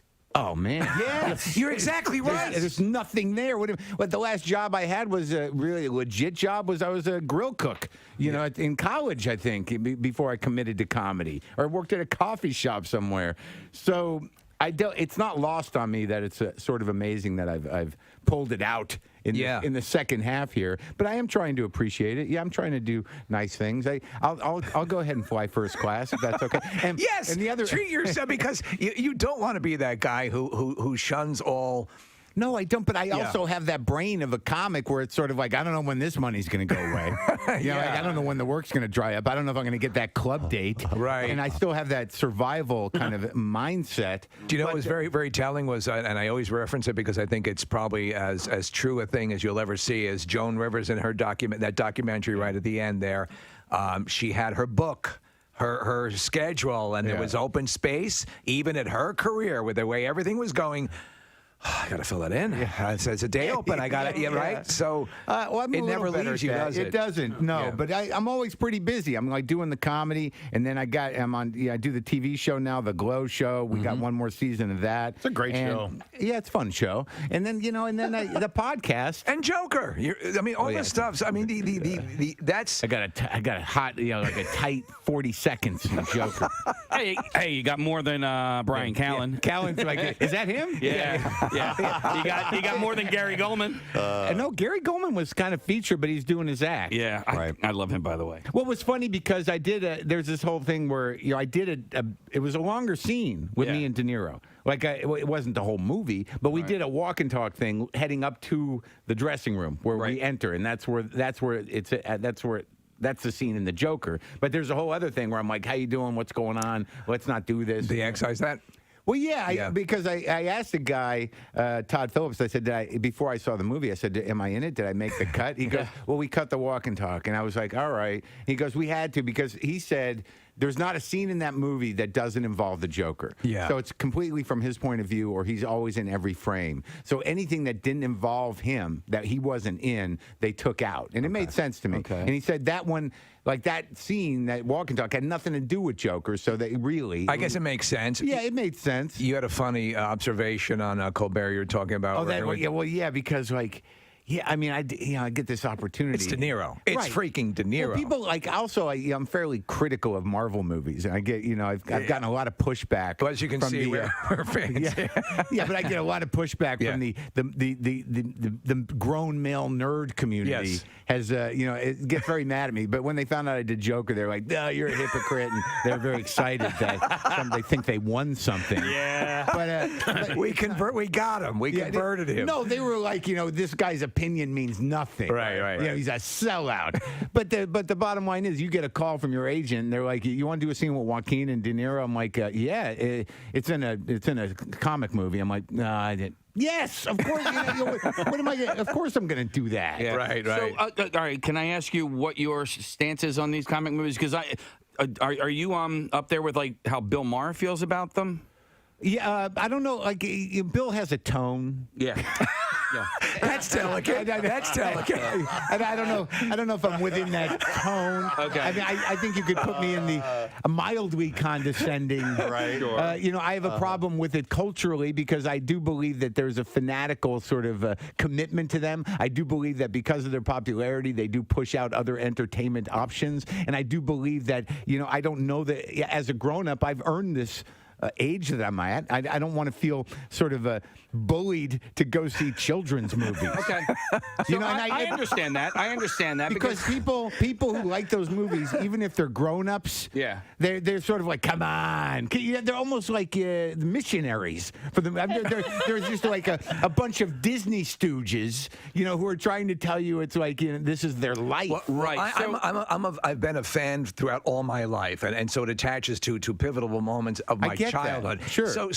But I understand it's the same way vegans try to push, the whole thing. And I think one is more healthy. Like, I don't think you get any prostrate, and then you get on the Acela. And I've had my share of words like that I just never learned to pronounce properly.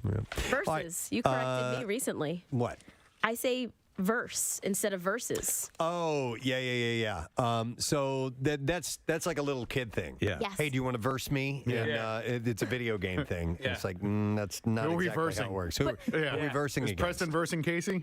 I had a whole conversation about because my entire life I've always just read VS as a word. As verse? Yes. Oh, instead so of like verses. verses is never spelled out in my lifetime. It's always shortened just to been VS. Interesting. See, you learn stuff once again. Let's learn some weird stuff. B-File, here we go. WMMR presents Preston and Steve's Bizarre File. All right, here we go. We'll start with this messed up stories. A Malayan tiger named Echo was shot and killed at the Naples Zoo in Florida on Wednesday after attacking a man who attempted to feed and pet him after hours. So it's this idiot's fault that gets the animal killed. That is correct. A man in his 20s who was a member of a third-party cleaning service at the zoo entered an unauthorized area near the tiger that was inside its enclosure. Preliminary information indicates that the man was either petting or feeding the animal, sticking his hand through fencing, when the tiger grabbed his arm and pulled it into the enclosure. Yeah. The cleaning company is responsible for cleaning restrooms and the gift shop, not the animal enclosures. Deputies arrived at the zoo and... Well, I think it's implied if you're cleaning a gift shop that you should be able to get full access to the tiger cage. A deputy tried to get the tiger to release the man's arm by kicking the enclosure. When that didn't work, the deputy shot the tiger. After being shot, the 4-year-old tiger retreated to the back of the enclosure. Deputies flew a drone into the enclosure where he was unresponsive. A veterinarian sedated the animal, examined it when it was safe to do so, and the tiger had later died. The bitten man was seriously injured and transported to the hospital. I'm sure he's going to face some kind of a disciplinary issue or get sued or something like that because the zoo It was his fault. Make money off of the tiger, and they might have grounds. A show of solidarity, Preston. Harambe's widow attended the tiger's funeral. Oh, that's really sweet. Yeah. Harambe. D's out for Harambe. A man was charged Monday after a string of alleged thefts, including a lawnmower, trail cameras, archery targets, and a concrete Sasquatch. I've got a plan. Lyle Frank Sellers. I know this seems arbitrary, but trust me. Faces a felony theft charge and 2 misdemeanors. The thefts reportedly took place between August and November, and a criminal complaint states a caller reported a stolen lawnmower from a farm on August 7th. On September 10th, a caller reported a 300-pound concrete Sasquatch statue was stolen. Also, someone reportedly stole and had stolen an outdoor archery targets, and Sellers later identified on the scene in surveillance footage. The caller also said they received a text from a neighbor earlier in the day. Now all they need is 10,000 marbles. The text said, "Do me a favor and put that target in your garage. Lyle shouldn't be coming around anymore, but he's crazy and he will steal that." A police officer recalled an email about recent thefts and saw what appeared to be the archery targets in Sellers' backyard. The officer knocked on Sellers' door, receiving no response, left to continue to confirm that the targets were stolen the property. A week later, an officer reported seeing a Sasquatch statue in Sellers' yard. Where'd you get that? And the officer found that the sheriff's office was looking for the stolen Sasquatch statue. After one report this must be another one of a trail camera theft on October 22nd, a man called about a separate trail cam theft on October 27th. The caller told the sheriff's office he was following a truck driven by someone who had stolen the camera earlier in the day. A deputy followed the truck to Sellers' residence and detained him, and he reportedly consented to a search of the truck. Officers obtained search warrants for his truck and residence, seized the trail camera, archery target, Sasquatch statue, and lawnmower. Sellers said he bought the Sasquatch on Etsy. Okay. While a woman who identified herself as Dana Sellers told police that he'd bought one of the targets last year, too. So it's complicated, And folks. boy, yeah. But they've got to work those issues out. Wait, you bring all that stuff to the pawn shop. Man. Well, maybe you've always dreamed of running a pub, or maybe you have bigger dreams, an island all to your own, or being crowned a king or queen. Wow. A small British island is currently on the lookout for all three, though the gig may be harder work than it sounds. Peel Island, a mere 50 acres large, is located about a half mile off of the Furness Peninsula on the western coast of northern England. Thanks to the island's beauty and history, ferries shuttle tourists to and from the island from April to September. And so, this being England, the island has a pub. It's called the Ship Inn. However, running the pub comes with more responsibilities than just serving drinks. The landlord is also in charge of watching over the entire island, even during the quiet off-season months. The Barrow Borough Council, the local authority who oversees the island, says the history of the inn dates back over 300 years, while the first recorded landlord, Edward Puswaite, served from 1746 to 1766, and at some point another interesting title was added to the job, though the exact origins were unclear. Since at least the 1800s, whoever runs the pub is crowned as King of Peel Island. I'm King Puswaite. As an initiation, this new leader must sit in an ancient chair, donning a helmet, holding a rusty sword, while buckets of beer are dumped on their head. Sounds very noble. But they legitimately want someone to do this. So, given the location that you gave, that island must be a nightmare out of season. Yeah, I would think so. Now, it's interesting because a guy named John Murphy, who for 40 years had been leading walks to the island, sometimes the tides are low enough you can apparently walk over to the island instead of taking a ferry. Wow. Said that running the pub and overseeing the island was no easy task. He said you can't just nip across to Tesco for a loaf of bread when you're on the Peel Island. Of course not. You'll have to have dedication and strong passion for isolation and peace and quiet if it takes a special personality, he said, but they're looking for a king of the island. Someone in Ohio expecting a gift by air will now have to go to the sheriff's department to claim it. A drone carrying marijuana, cell phones, and tobacco crashed into a home on Monday evening. A woman living at the home heard something hit her house, ran outside, and found the drone. Thank you, God! It had a package attached to it with a cord, and the woman told deputies the drone was still beeping when she found it and immediately called 911. According to sheriff's report, all of the lights on the drone were covered with duct tape. Sheriff's deputies are asking anyone who has any information on this incident to call them. And one last story, as if the year wasn't weird enough already. Wasn't weird enough already. Now there are fish falling from the sky in East Texas. Several residents in Texarkana posted pictures and videos to social media Wednesday after finding fish scattered in some unlikely places, including their lawns and sidewalks. And according to the city, this phenomenon is referred to as animal rain and occurs when small water animals... Is that a Prince song? ...are swept up... No, that's Purple Rain. Are swept up in the water spouts or drafts that occur on the surface of the earth. We've heard about these things before. Yes, of course. Animals like frogs, crabs, and small fish are then rained down when the forecast calls for showers. Livestock? This time it was fish in Texarkana, so I don't know if livestock have ever been heard of. It's raining cows. Or not. But anyhow, that is what I have in the bizarre file. Hang out, because when we come back, we're going to have a question that might merit you a prize. We have a lesson question, we have trash, we have music news. Those things are coming up next. Stay with us.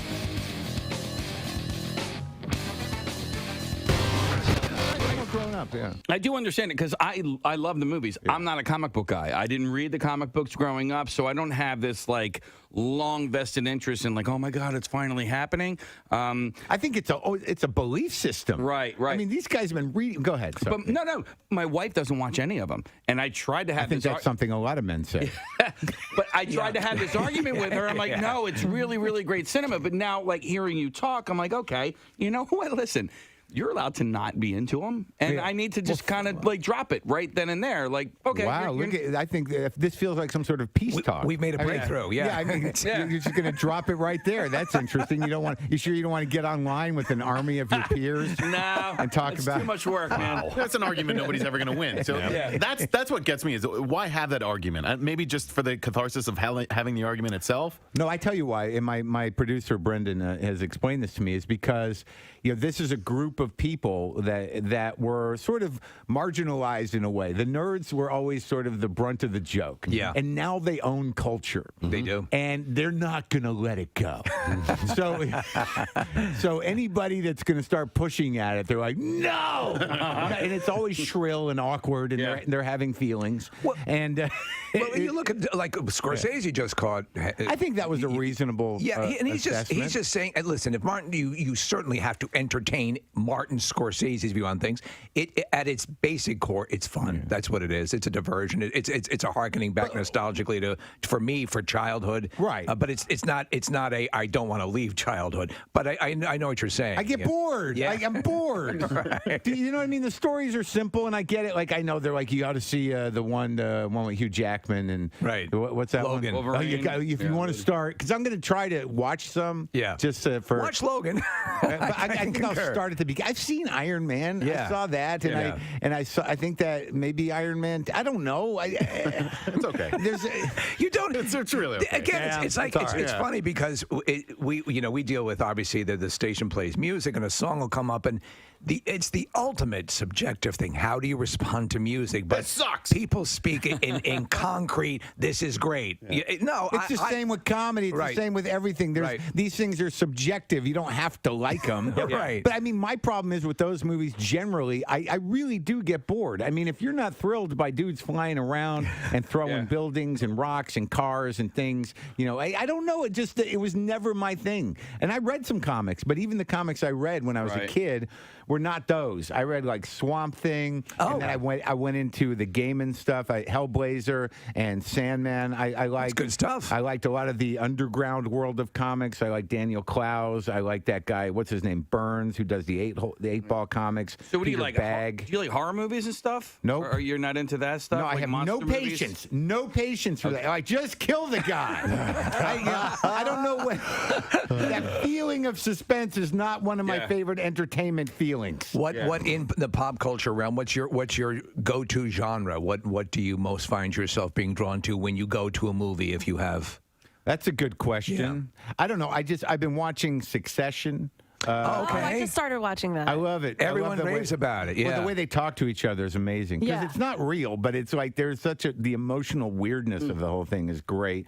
I just rewatched the entire Breaking Bad. Me too. Mm-hmm. Well, you did? Yeah. Well, Preston and I did a year or so ago, and now I've watched the last few episodes again because of the Netflix movie that's coming out with Jesse. I went to the premiere. Oh, how was it? Can we ask? Whose phone is going? It's yours, I think. Is it mine? Yeah. Oh, yeah. Oh my God. Dude, that happened at the end of Hamilton on Tuesday night. Hey, it's time to wake up. Yeah.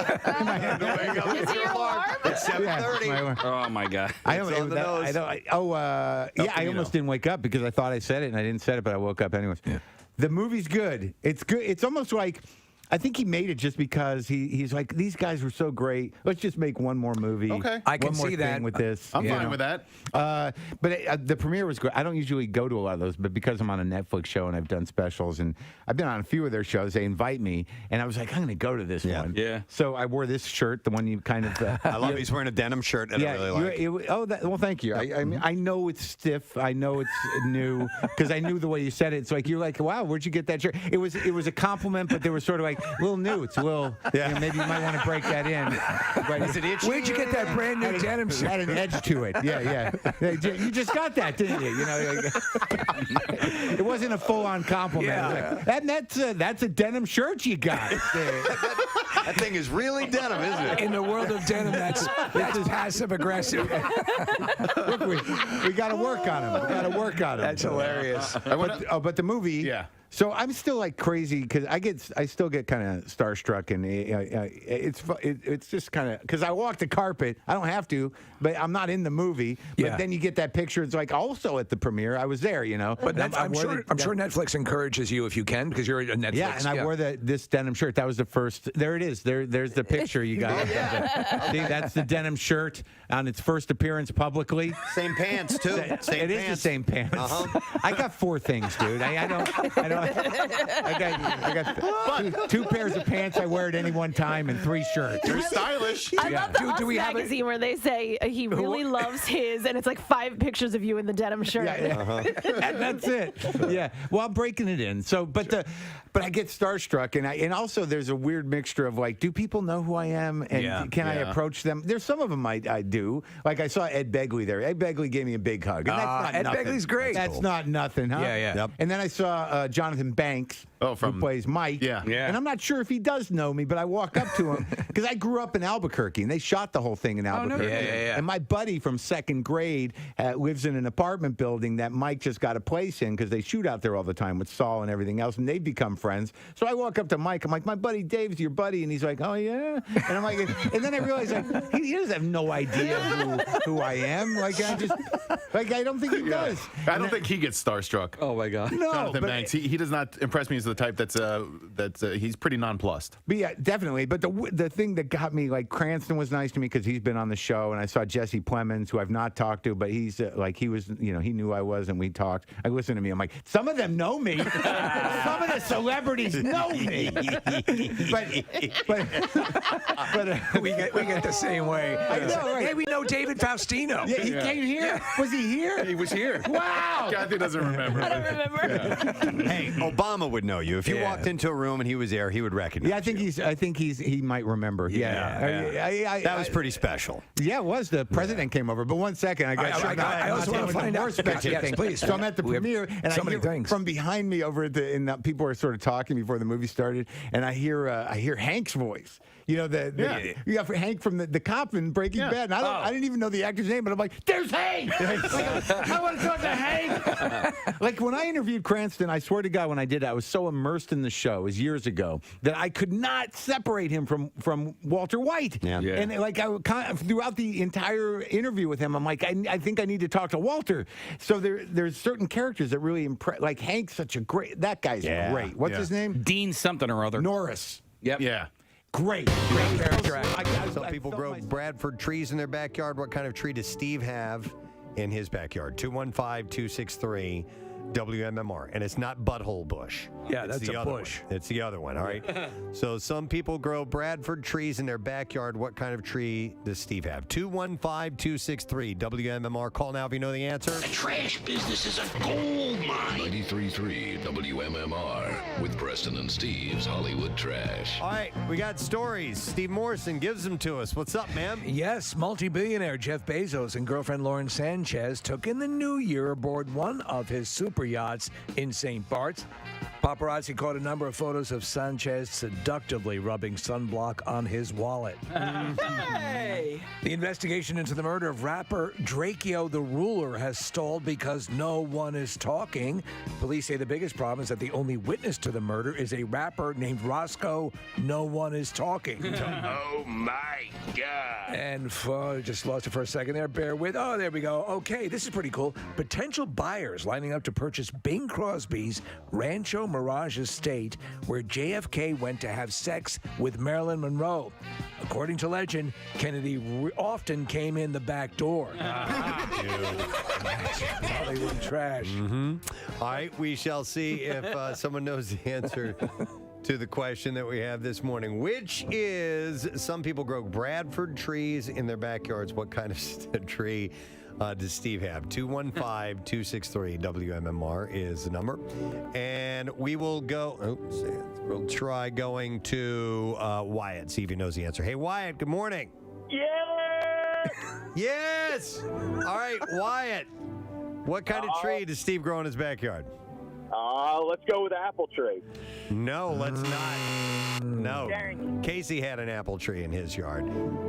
We will go next to JR. JR. Yeah. All right, so what? Was that Santa? No, they did it. Oh, they did it. Yeah, I got you covered with that one. It's hard to replicate. I mean, that is just a hardcore scream. What tree do you think it was? Vagina bush. No, not a vagina bush. I'm sorry. Let's try one more caller and see if we can get the answer. The guy who's got the right answers on hold right now, so I'm just waiting for a second. All right, there we go. I'm going to go to Matt. Hey, Matt. Hey, Gadzooks. Gadzooks, buddy. All right, so what kind of tree does Steve grow in his backyard? Weeping vagina. The weeping vagina. You got it, Matt. Hang on the line. We're going to give you, sir, a 4-pack of Fandango tickets to see Universal's action spy thriller, the 355 or the 355. 5 rival agents, 1 elite team from the studio that brought you Jason Bourne. Universal Pictures presents Jessica Chastain, Penelope Cruz, Bing Bing Fan, Diane Kruger, and Lupita Nyong'o. The 355, rated PG-13. It's in theaters on January 7th, by the way. Now, Preston and Steve's Music News on 93.3 WMMR. All right, I got a few music news stories to run by you this morning. We'll start with this. Metallica was still on top in 2021, with the band streaming a whopping 1.3 billion times across 58 million listeners, which figures 22.4 songs per listener. It's like a billion. The band posted on Instagram, with all the ups and downs of 2021, one thing remains consistent. It's like a billion. Thank you. You listen to a lot of Metallica on Spotify. Honestly, we don't even know what to say, but a massive thank you. Metallica family feels pretty appropriate. Happy New Year. We'll see you in 2022. So is that the cool way? Metallica? Metallica. Okay. That's how they say it. Former Red Hot Chili Peppers guitarist Josh Klinghoffer paid a musical tribute to Betty White, who died on, of course, December 31st at the age of 99. He played a cover of White's hit series Golden Girls theme song, Thank You for Being a Friend, and shared it on social media along with a lengthy post. It's a Carole King song, yes? Is it? Oh, I don't know. I remember it was a guy who sang it. No, it's a girl. It's a girl. Yeah. No. Oh. The original hit. It's not a theme song. It was a song. Oh, I didn't know that. Well before I think it was a Carole King song. Could you check that out? Yeah. Thank you for being a friend. Yeah, that's from but years before in the 70s, it was a hit song. I had no idea. Oh, you didn't know that? No. Yeah, it's in fact I heard it not that long ago. Andrew Gold? Yeah, that's it. Andrew Gold. Yep. Andrew Gold. Yep, it's a great song. So anyhow, we'll have to play that for you sometime, Casey. Klinghoffer wrote in part, there has been a lot of loss lately, a lot of endings. It's happening all the time, everywhere. But these past few weeks have seen the loss of a few important people in my life. I rarely feel like I have any wisdom to share. But the son of the creator of the show, I have included the theme song to had said this, and I think it's just brilliant. He said something like, we are all experts at being exactly who we are the day before. Klinghoffer is expected to release a new album this year, by the way. So we'll see if that ends up coming out. Mick Jagger shed light on his classic Instagram posts featuring him out and about in the U.S. during the Rolling Stones' recent No Filter tour. The legendary frontman posted shots of himself throughout the recent leg at the Gateway Arch in St. Louis, checking out the wildlife in Tennessee and drinking a beer at Charlotte's Thirsty Beaver Saloon and chilling out on the beach in Miami. It's a great shot, that saloon shot. No one knows who he is. Yep. Yeah, we talked about it when that came out. Jagger told the Washington Post, I take one security guy or maybe two, and one of the guys, one of the musicians maybe, and we'll go out and explore. We walked the strip in Nashville. I'm wearing a mask and a hat, so I'm not recognized. He said it's crazy, but most of the places I go aren't super crowded. And he went on to explain that posting about his off-night and post-gig activities really is nothing new. He said, when I started, I did it in our previous tours, but now social media has become more popular. People didn't take quite as much notice as they do now. And when I stopped, when I did it, from that bar, the Beaver Bar, some people took a lot of notice. And I thought, well, actually, this is kind of fun. Yeah. So this is kind of turning into a thing for him. like He likes that. to go and take a picture of him out in public. If you saw him, my instinct would be that's a guy that looks like Mick Jagger. Of course. You know, Yes. that's not Mick Jagger. And I probably wouldn't. Yeah, I get that all the time. I mean, unless they're in town and you knew it. Yeah. Then you might go, wow. Could that be? Yeah. But if I saw him, walking along the strip in Vegas or whatever, I'm like, oh, that guy kind of looks like Mick a little Jagger, is this the Home Depot you always go to? When pressed as to whether Keith Richards ever asked to join him out on the town, Mick admitted, I don't think Keith really, he said, I think he has a different approach to how he handles being on tour. I mean, he does occasionally go out to eat, but I think the COVID thing, he said people quite rightly got worried about what would happen if they ran into a crowd of people, so it's not his thing right now. Hey, this is really cool. Bernie Taupin, Elton John's legendary songwriting partner, has been saluted on Queen Elizabeth's 2022 New Year's Honors List, which was posted on the 31st. So what comes with that? Taupin, who first teamed with Elton back in 1967, was honored with the prestigious CBE, or Commander of the British Empire Award. Do you get a CB? For his, yeah, he does. And they give you a handle. No. For his contribution to music. Also honored was Spice Girls' Mel B. Who was awarded to receive the MBE, Member of the British Empire Award, for her work with domestic violence charity Women's Aid. Well, that's nice. Elton, of course, was knighted back in 1998 for his musical accomplishments and work establishing the Elton John AIDS Foundation. So that Bernie was really Taupin. Cool. Oh, man. Bernie Taupin had when he released a couple of his own songs. There's some remember good those. stuff. Were they? Yeah. Okay. Why the song title Citizen Jane? I don't know if that's an actual, or even if that's real, or if I'm actually here, or I'm still in bed. I don't have that, but we do have Andrew Gold doing Thank You for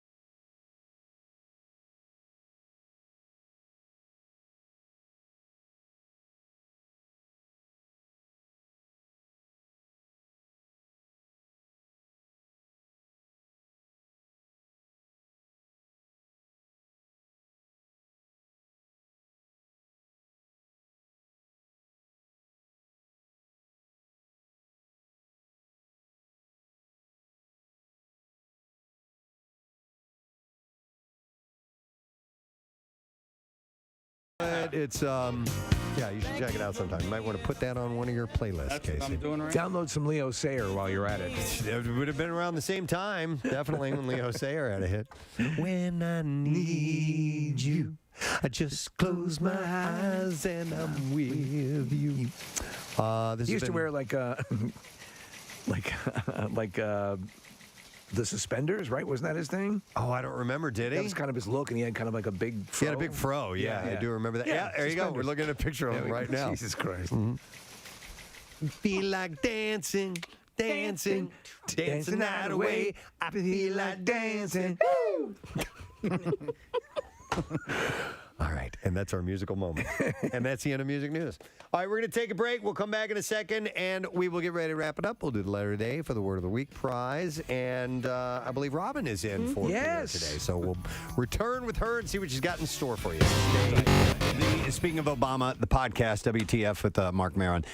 10-year anniversary, man. You've really made that just a mainstay, and it's you do it right. You kind of do what we like to do as a radio show. We just have conversations, and we dive into whatever comes up. You have a basic idea of what you want to talk about, but head down You do your homework a little bit. Yeah. Poke around a little bit. Sometimes I miss things, but you got to get used to people saying like, "Why didn't you ask him about it?" Because you should have told it. Yeah, no. No, it's got to be on your terms. But you're so initially your interviewing skills, your chops, were they developed on like Air America, or did you have a good rapport, a conversation ability? Because I told you earlier before we went on that when we first started, our interviews kind of sounded like interrogations as opposed to just conversations.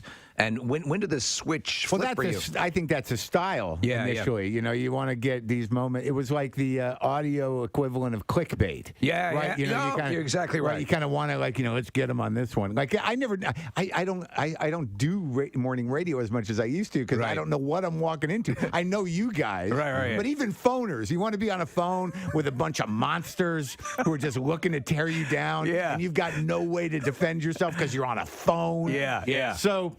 But my style really was more about inviting people I knew over to talk about my problems. Yeah. So having celebrities over to talk about my problems and maybe find some midway. It's a disarming entree into a good conversation. But I was in trouble. I was bitter. I was cynical. I had people I had to apologize to. But so it sort of evolved like that. From like a 12-step almost. Almost like I need to make an amends or do you like me or I'm not comfortable with you. But it was always very personal, and it just kind of evolved from there. I know you've been dealing with nicotine withdrawal, and I wanted to ask you how that's going. It's all right, man. Yeah? Yeah, I think I'm coming through it. I think I'm at like 7 weeks. And I wasn't even smoking, man. I was doing those lozenges. So that was the deal, huh? I loved them. I haven't Did you ever flirt with the vaping thing? No. Okay. No, I knew right away that there had to be something wrong with Something's going to be an issue. Well, what's in it? How are they making that? Who's in charge? That's the question, isn't it? I want to know if it's a kind of a well-known, historical cigarette company making me sick. These vapes, it's like, where's the goo coming from? What are you putting in there? Where's your goo coming from? If it's not Philip Morris or R.J. Reynolds, I don't want anything to do with that. Chinese goo. Chinese goo? What is it? How's that not going to be bad? Well, why'd you start trying these lozenges? Who turned you on to that, or where'd you get the idea to do that? Well, I've been wrestling with nicotine my whole life, but I haven't really smoked a cigarette in over a decade. So there was a period there. What happens with me is I got off the smokes. I think I had one cigarette during a Keith Richards interview, but I knew I was on the lozenges, and because he made me smoke with them. All right. Of course. Keith Richards, and he's got a bit of charm when it comes to getting people to do things that are bad for you. So we've heard, He's done that to an entire generation, several. But no, and I do the gum. It took me years to sort of quit, but then I kind of leveled off on lozenges. I was on gum for a while, but they're not good for your jaw. And then Tom Rhodes, another comic. Yeah, we've had him in. He's great. Yeah, he turned me on to Walgreens cinnamon 4 milligram lozenges. So cinnamon, okay. See, I was always the mint lozenge guy. Yeah, no, I don't. And I don't do the mint. I don't mind them in a pinch. I'll do them. Why cinnamon? When you're an addict, you'll do anything. What do you got? The mini ones are too much for me. The little ones dissolve too quickly. So were you in effect like chain sucking? Yeah, for sure, man. Are you kidding? I loved it. I looked forward to them like cigarettes. So. But what happens to me is I'll get off everything like I am now, and then I'll decide, I think I can have a cigar. Yeah. And then I'll have a cigar, and then within 2 weeks, I'm having 2-3 cigars a day. Yeah. And I feel like my mouth is rotting. So then I got to get back on the lozenges to get off the cigars, and then I'm locked on those. So you got to look at me because I'm the only one who's currently addicted to nicotine, and I 130% know exactly what you're talking about. What are you on? Just the mints? No. Now I'm on Oh, you're dipping? Yeah. The thing is, like with that, I've done that. But but I'm not smoking. But I'm not. I get it. But But my lungs are okay, Mark. I get it. I get it. I mean, there was a period. I was getting imported snus from like Norway or Sweden. Like someone got me involved with snus. Yeah. Oh, which was I think Swedish, right? Yeah. Originally. But there's a whole catalog of. There's 100 different snuses from Sweden, and they say like it doesn't cause cancer, which And is you can swallow ridiculous. it, and you're not spitting. But I was ordering this stuff that was so strong, like it was like heroin. Like it's just a packet of snus, and I put it in, and I'd be like, oh man, I gotta sit down. But like in my mind, as a sober guy, I'm like, but I'm not doing anything bad. Right. You're sober too, guy? I'm sober 7.5 years, and I was actually nicotine free when I got sober. Yeah. And then about 3 months into my sobriety, I'm like, well, you need something. I need something. I got this gigantic hole that I need to fill, and I'm gonna fill it with nicotine and caffeine, and that's kind of where I'm at now. But it's the dom. My brother who had never smoked in his life, when he became sober, he started smoking. Really? Yeah. I've been through. I got 20 years sober, so I've been through a lot of different options. Yeah. With the. But I'm looking. You're not even drinking coffee. I'm you like, got food. You got nicotine. You got sex. Yeah, and those are my. If I can move those around, go through a rotation. Like the one thing I never do, thank God, is gamble. Gamble. No. I never got that sickness. I do not like losing money. I've never had an experience with gambling that I won so much money that I felt so great that I got to spend my life trying to do that. That's funny. I get nervous while gambling. I don't. There's no rush or that is the rush. The nerves. That is the rush. Yeah, but it doesn't work for you. Right. Yeah. Mark, have you ever seen some? Because I've seen a good friend of mine. The first time we went to Vegas, I saw that switch flip. Oh man! And I literally had to take his ATM card because he was gonna go hard. Really? Yeah. And I said, dude, you need to put this in check now because he would have tapped out everything. It was crazy. I lost. I think the most I lost was $800 in an evening, and I'm still mad at the hotel. Of course. Like I have I tapped out at like 40. Yeah, it still hurts me. More from the connoisseur. Good food stories here. Will it be fast food or fancy food? Schnitzel. Schnitzel? Yeah. Do you like schnitzel? It's not bad. It's it's good. I mean, it's not great, but yum. Yeah, it'll do it. Is that what Christoph Waltz is eating during Inglourious Bastards? No, that's strudel. Strudel, okay. Because I love me some strudel. Schnitzel is very sweet. Do you know what schnitzel is? Is it? No. Is it a baked good? Is it a salty baked good? It's pork. Oh, then no. Fried pork. Okay. Essentially, it's like a fried pork tenderloin, so it's not anything like a. I don't like it much. Yeah. You don't like schnitzel? Nah, I'm not a big schnitzel I mean, guy. I like it. It's good enough. So anyhow, Schnitzel Fest event in Bavaria, Germany. Apparently used 400 pork chops, 4,000 eggs, 551 pounds of breadcrumbs to create a giant schnitzel. And the resulting schnitzel is 2,663 pounds. Wow. People must have been schnitting for weeks after. That's good, dude. You knew it was coming. I just took a hairy schnit. 753.5 square feet. In the book. Yes. Done for the week. No, not the week. That'd be nice. Wouldn't it be great? Is that Come the and do new one 2022 way to do it? Get out. That's the new method. So in 6 2022. days off, 1 day on. Well, no. Today's show is done for the week. Yeah. That's true. That's true. You know what we never even addressed today at all? What? Casey's shorn face. We didn't even touch on that at all. Yeah. Shaved the beard off. My wife hates the hell out of it. Yeah. I like you better with the facial hair. Yeah, me too. Yeah. Me too. But listen, the same thing with me. Like a while back, I remember I had to shave. I forgot why. I had to shave for some reason. I looked at it. I'm like, no, we're not going back to that That's anymore. not going to happen. Yep, something happens. But I had an itchy, one night my beard was itching really, really bad. And I'm like, I got to get rid of this thing. So I'm like, it all grows back anyway, you know? So I come back around. You can always use a felt pen if it doesn't fill in quite right. Yeah, a magic marker. Yeah. Now, would you first just make little dots and make stubble first with your Sharpie, and then eventually the next day kind of fill it all in? Looking good, Don Johnson.